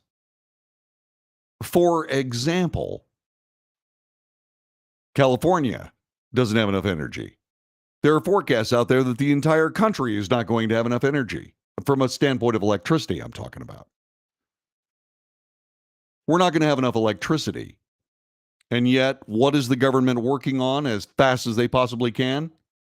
To get us all into electric cars. We don't have the power generation to run electric heaters or electric air conditioners. Oh, no. You don't need air conditioning. What you have to do is reset your air conditioning so that it's 10 degrees lower than the outside temperature. Sorry, that's not true. I'm sitting in a studio that is 70 degrees. 70. It's about, well, let's find out. How hot is it outside in Fort Worth, Texas? Another of God's great gifts to America, Fort Worth. I love this place. See, what do we got? 81 degrees. Okay? It's actually hotter out there. But that's what the weather forecast says right now. But it's routinely in the 90s, even in the hundreds here. And yet, somehow we want to lower our standard of living for the sake of somebody's politics. That is completely and totally nuts. And you know it. Speaking of the economy, and speaking of energy and all the things that go with that, let's talk a little bit about the political reason for what we're dealing with.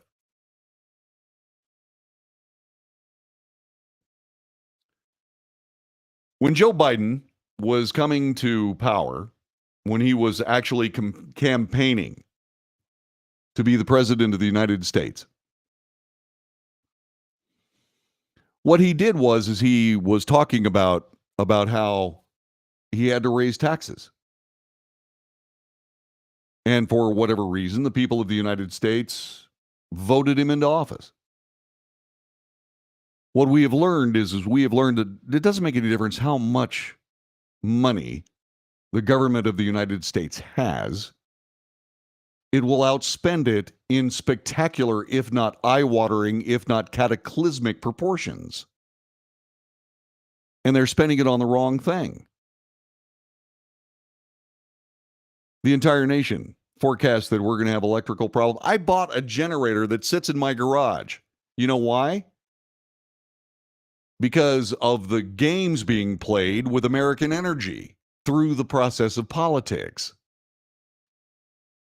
Just as an aside, if you really wanted to solve the problems of electricity and using fossil fuel and all that kind of stuff, the government of the United States should not be looking to windmills and solar cells.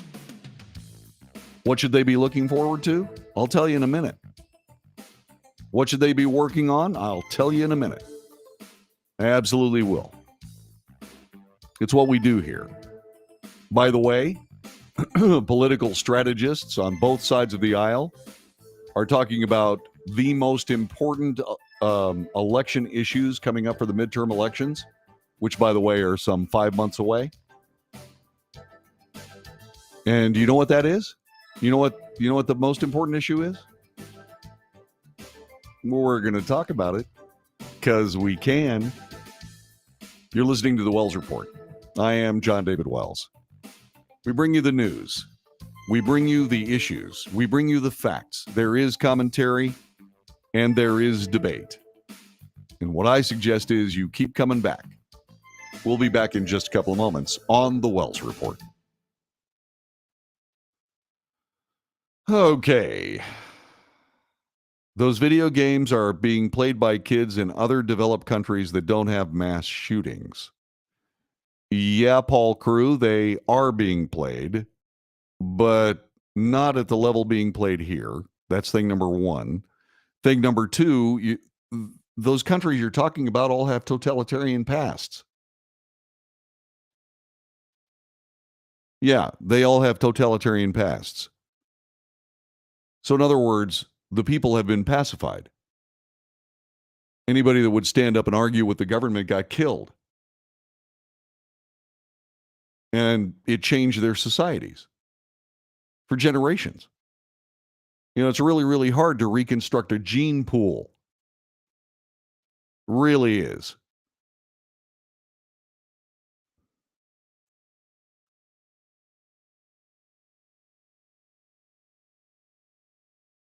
Let's see.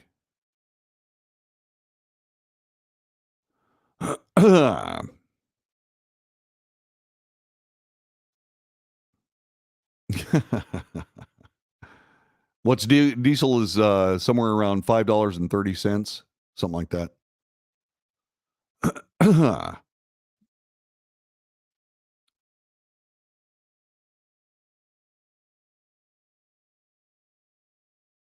Paul, it is not the largest producer of nuclear power. Outrageous. Hang on a second.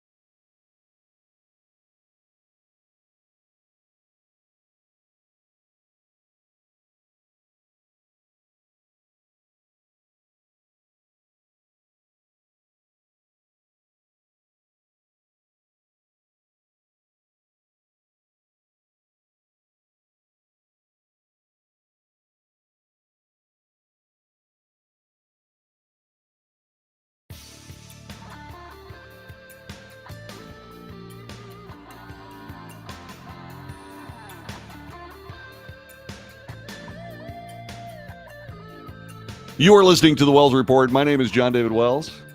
Our telephone number is not present at this particular moment because my telephone provider is Frontier Communications. And they don't communicate well. I asked them to come in here and put a phone line, or actually I asked them to come in and put 2 phone lines in my house. And no, that didn't happen. By the way, we were discussing nuclear power just a couple of seconds ago. And one of the people on the chat mentioned that the United States is the largest or has the most operational nuclear power capacity in 2021. And I didn't think that was true, but it is. The United States produces 91.5 gigawatts of electricity through nuclear power. France is second with 61.3, China 50.8, Japan, Russia and Ukraine and so on and this gets a little strange. Like everything else, there are lies, there are damn lies, and then there are statistics.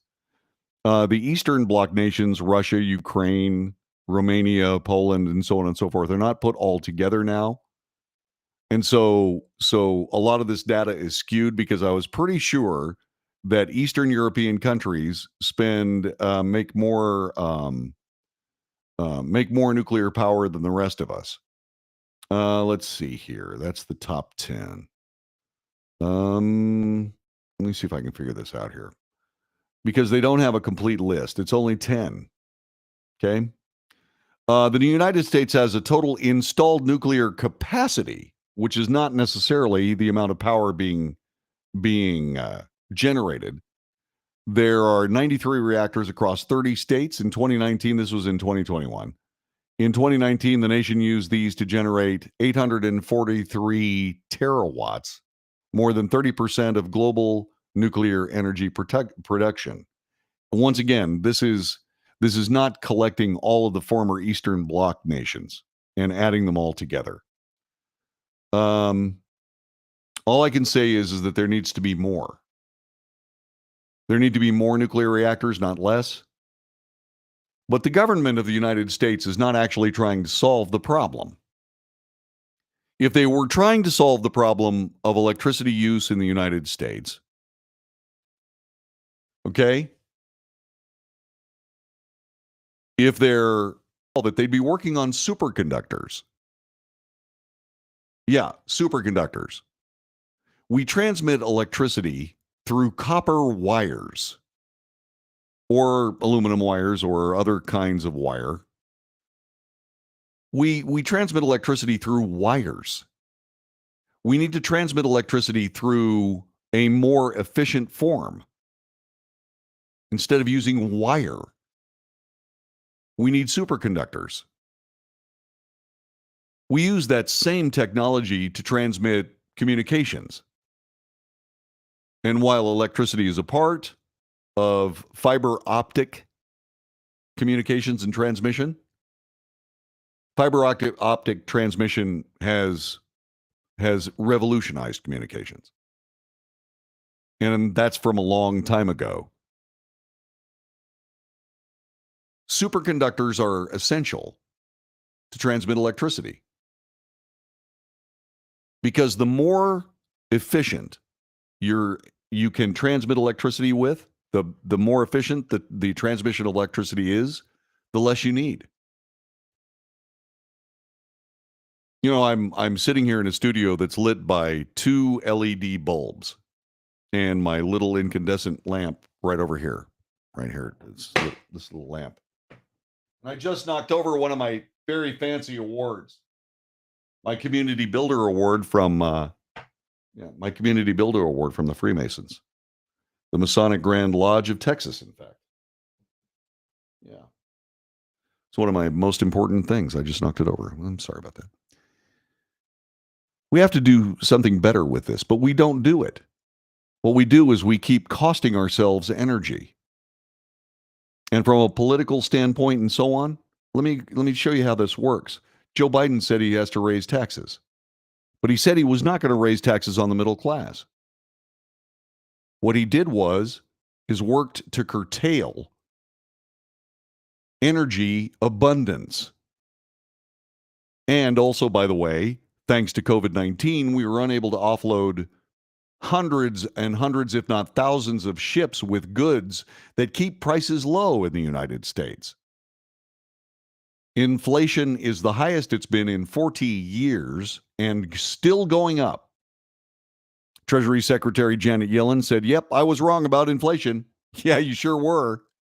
Everybody talking about you being wrong about inflation, they knew it months ago that inflation was more than just a passing fancy. But what does inflation actually do, aside from costing you a lot more money? It generates a lot more money for the government. You see, the government collects taxes on commerce between the states. And the higher the prices are, the more money they collect. That's what's going on here. That is a tax on the middle class. Because when it comes right down to it, regardless of all the propaganda you may hear, 1% of the people of the United States cannot fund the United States. It takes the middle class to be able to fund socialist governmental delirium. It takes that vast pool of money. And you don't have to raise taxes on the middle class to be able to get that done. All you have to do is raise every price in the entire country. And you do that with energy. Remember I was talking about how a government that seeks to be a totalitarian force in everyone's life? Remember how I was talking about how how you have to control certain things. Energy is one of them. We're not the only ones paying too much for gasoline. Truckers are paying too much for diesel. Their prices are going up. Those are being passed along to people who use shipping. Those factories, they pay a higher rate for electricity too. The prices of everything goes up because it has to. The prices of everything go up. The prices go up. And that's inflation. And it's a tax. And it's calculated.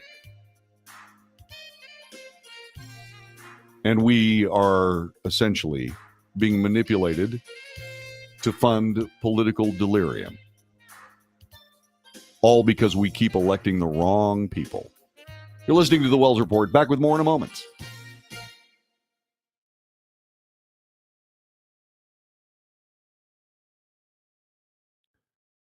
It's blocking new comments. Okay, on my particular screen, the new comments come underneath all of that. See, I don't know how I can do that. I'm going to have to figure this out. This is brand new. This is brand new studio stuff for me. Doesn't it look good, though?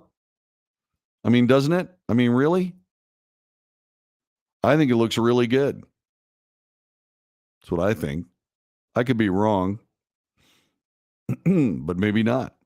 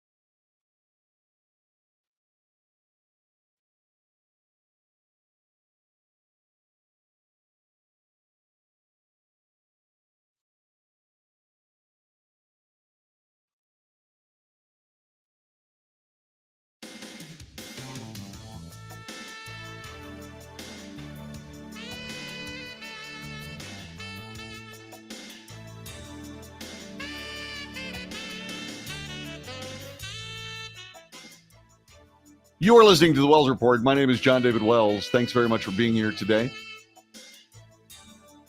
I have been gone for the past 8 months.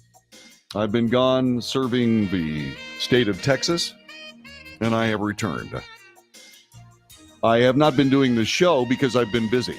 I've been a soldier of Texas on the border of Texas and Mexico, interdicting some of this silliness that we deal with as a matter of course in the United States. That is, of course, a federal government that, for whatever reason, does not see it necessary to follow the Constitution when it comes to the border of the United States.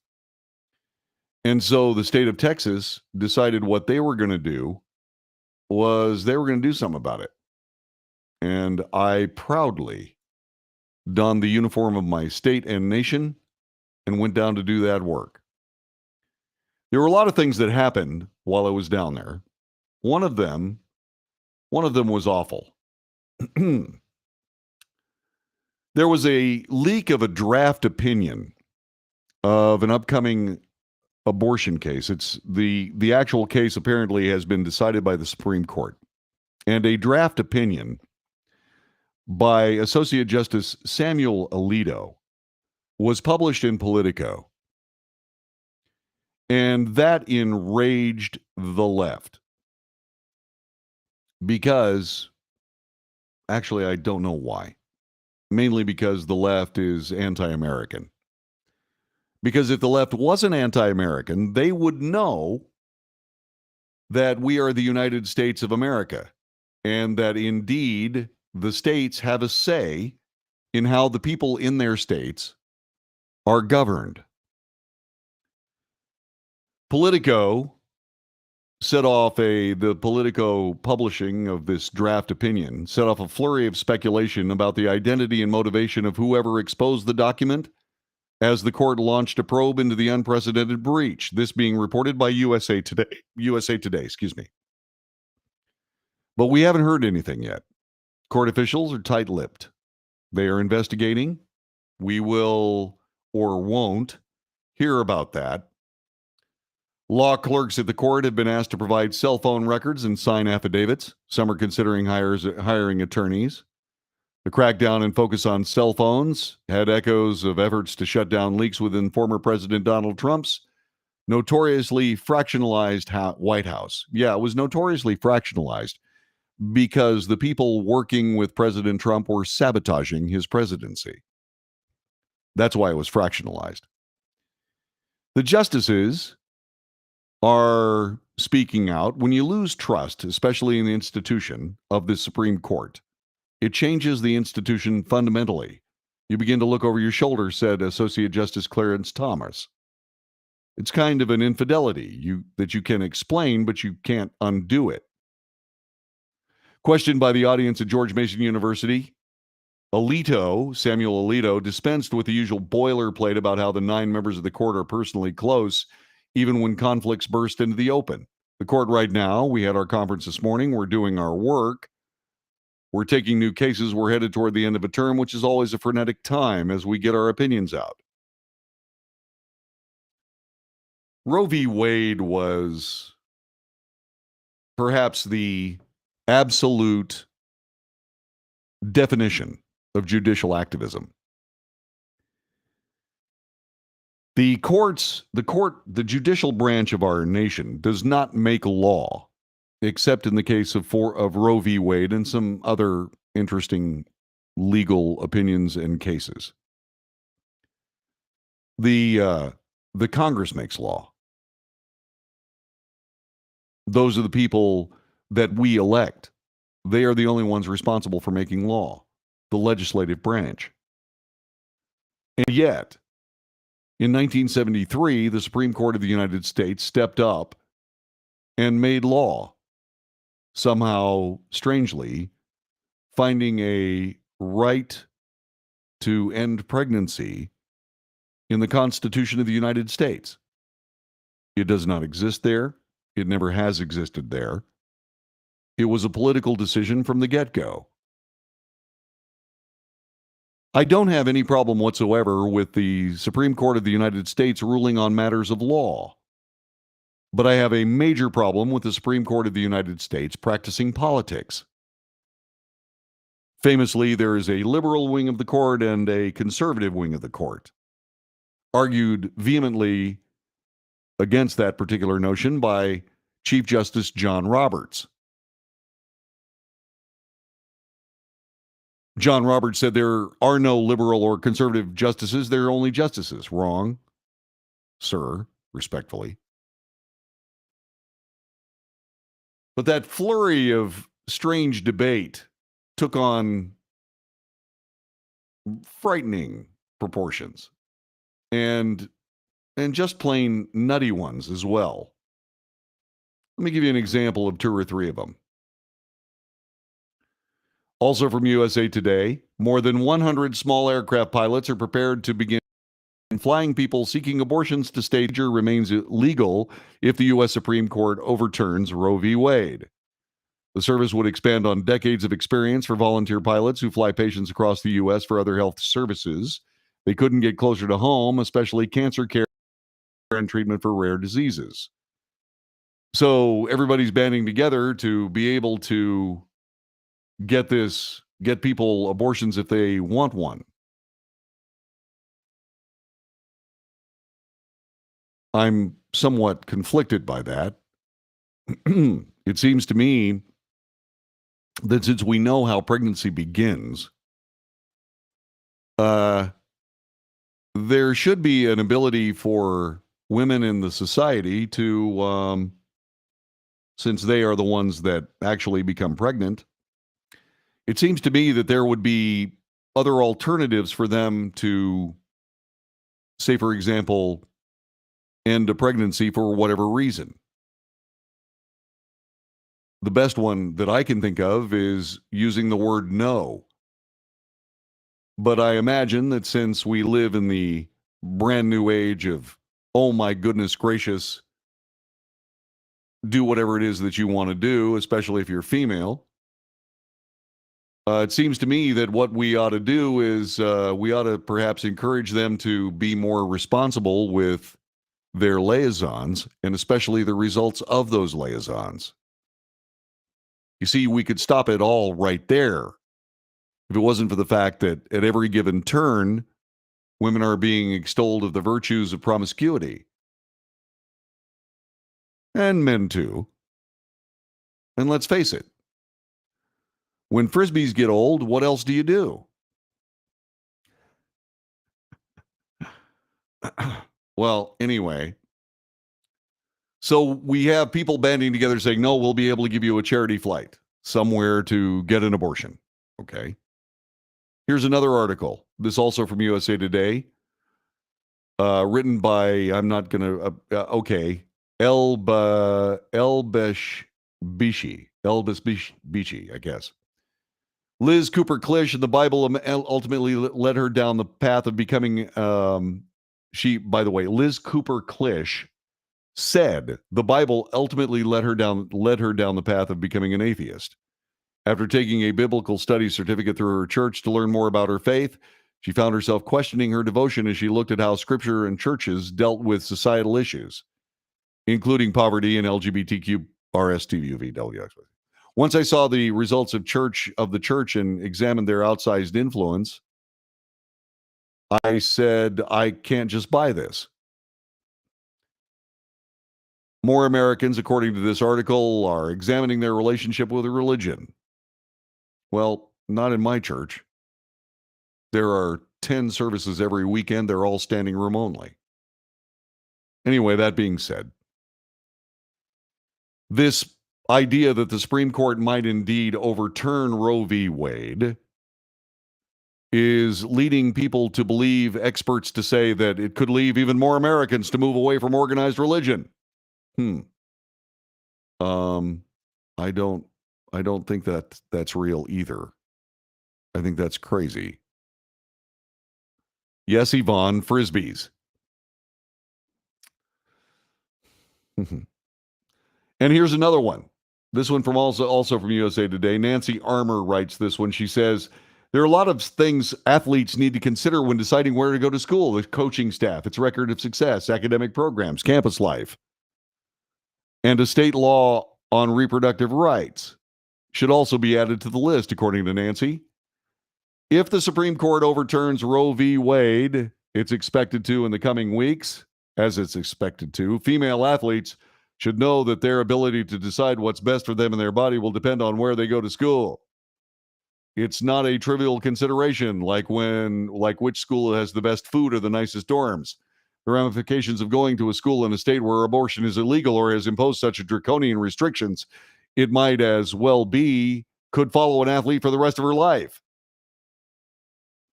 Yeah, sort of like having a child out of wedlock or having a child before you're ready.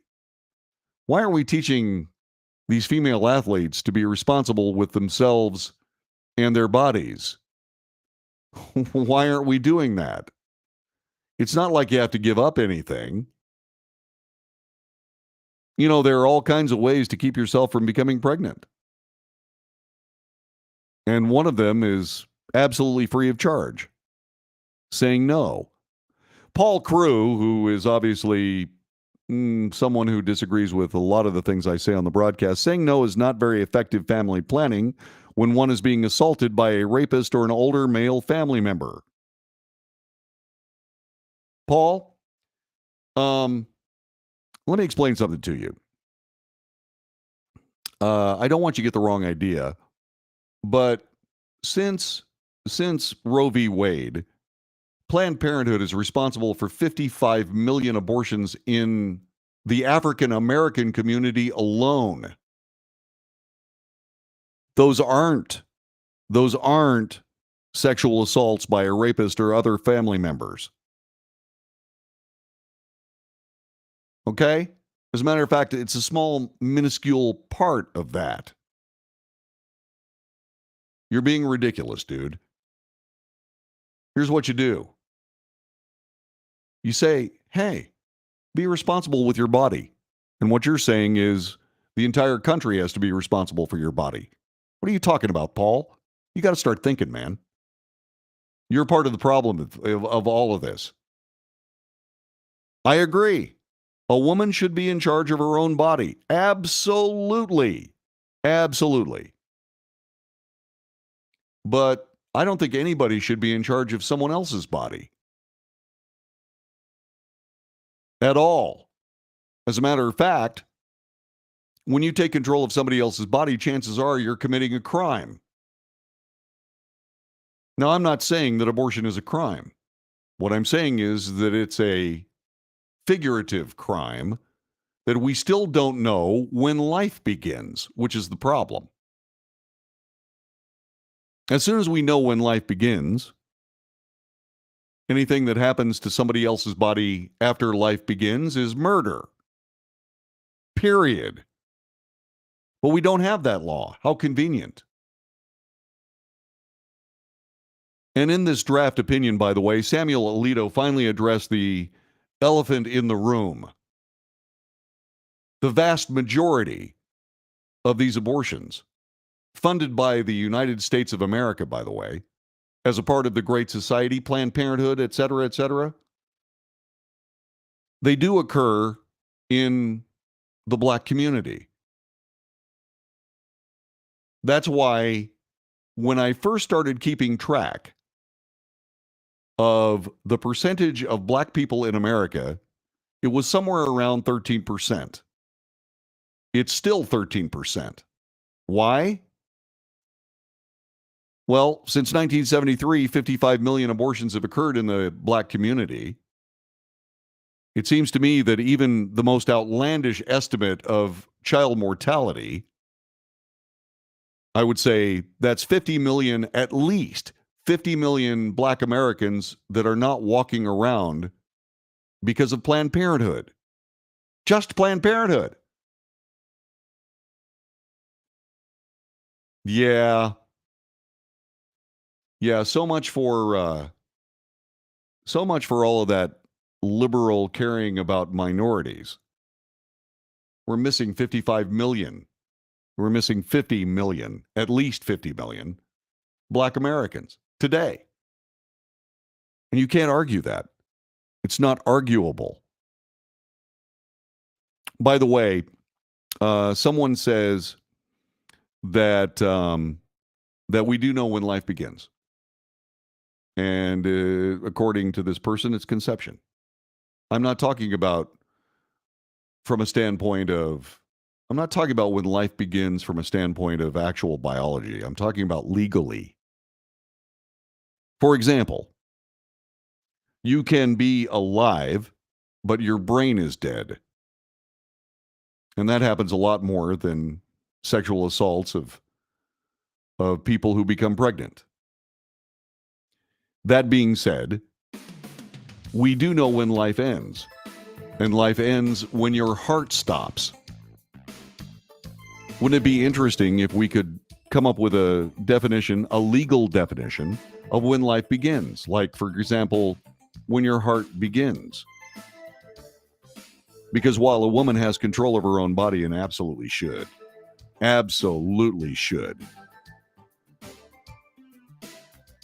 then we still have to figure out when somebody else's body is involved. Don't we? Roe v. Wade was a mistake. The court is trying to fix it. Something tells me that all the rest of this is just a political temper tantrum. But we have to actually solve the problem. And hopefully, getting rid of Roe v. Wade might make that happen. This is the Wells Report. Hey, Paul. Do some more homework here. How many rapes go unreported? Okay. How many rapes go unreported?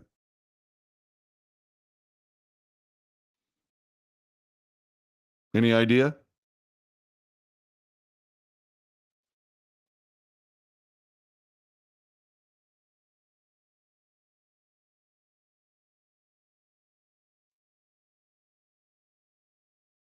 And by the way, who came up with those statistics? Show me a link.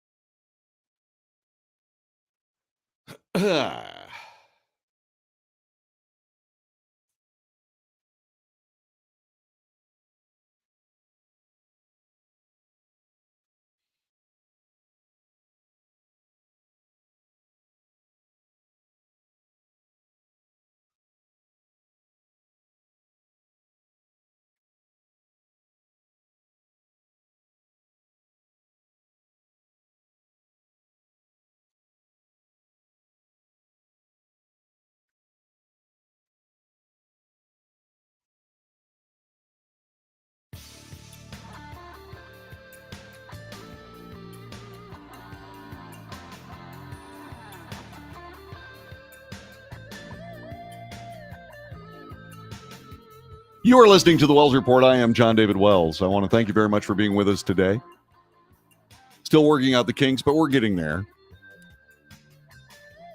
From time to time, I like to keep track of what's going on in the academy. I'm talking about America's higher education. I'm talking about the universities and colleges of the United States, because they are incubators of anti-American thought.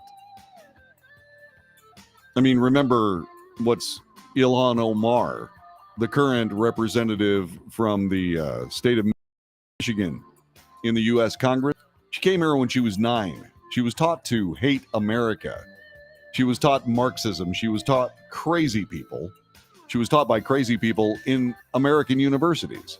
She was given the best America had to offer because she was a refugee from Somalia. And she used those resources to learn how to hate this country. So I keep track of the academy supposedly educating the best and brightest of us. I was also reading a statistic the other day that talked a little bit about how many people, how many of the college professors teaching in universities in the United States identify as Republican, and it's like 6%. Anyway, that being said, not that identification as Republican is any kind of virtue. So, a woman attended Harvard's commencement ceremony this past Sunday. She earned a master's degree in psychology.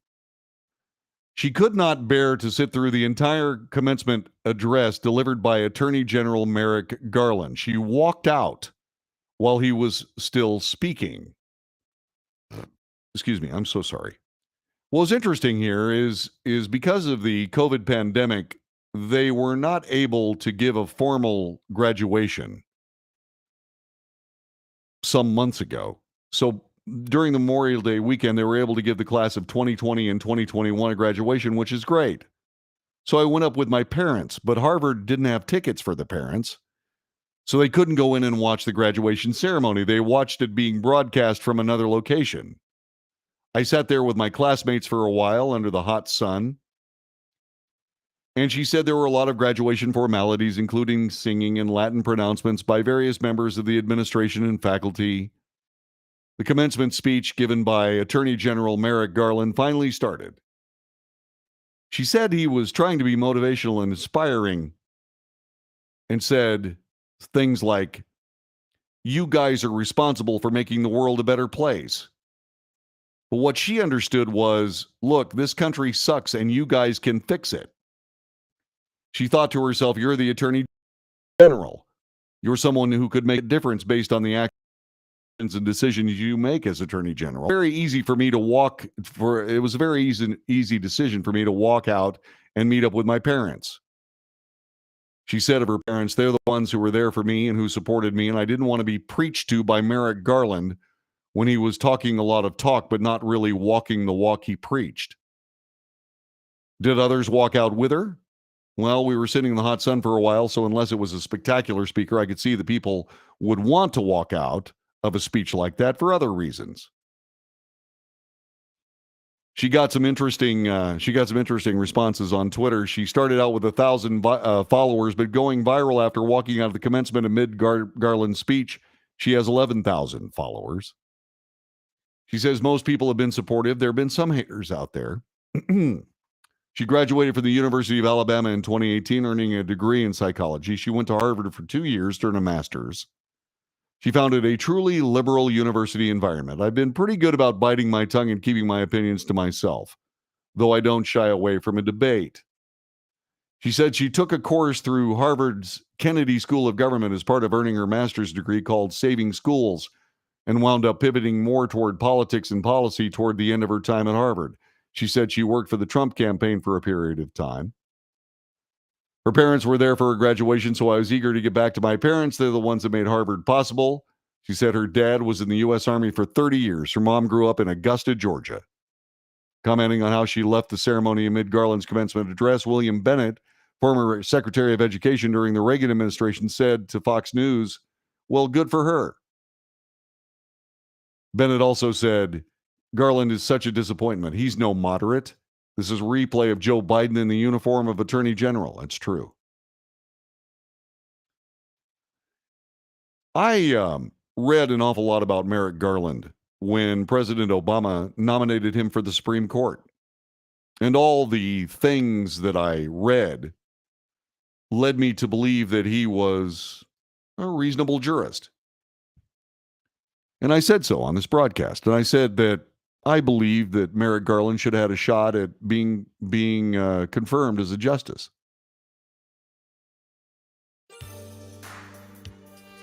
Mitch McConnell had other reasons, and he said that he wasn't even going to give Merrick Garland a chance. And now, even though I disagreed with Mitch McConnell at the time, I am so very glad that this crazy man is not on the Supreme Court. And I suppose I suppose I may be alone in that, at least from a standpoint of my Democrat friends, but I don't think so. Because that guy's a menace. He is. He uses law for politics. That is not what you're supposed to do. It is not law by political fiat. This nation is not a nation of politics. It is a nation of laws. And Merrick Garland doesn't know that. I hope you've enjoyed today's edition of the Wells Report. We'll be doing it again tomorrow, the Friday edition, right here, the next time you see us.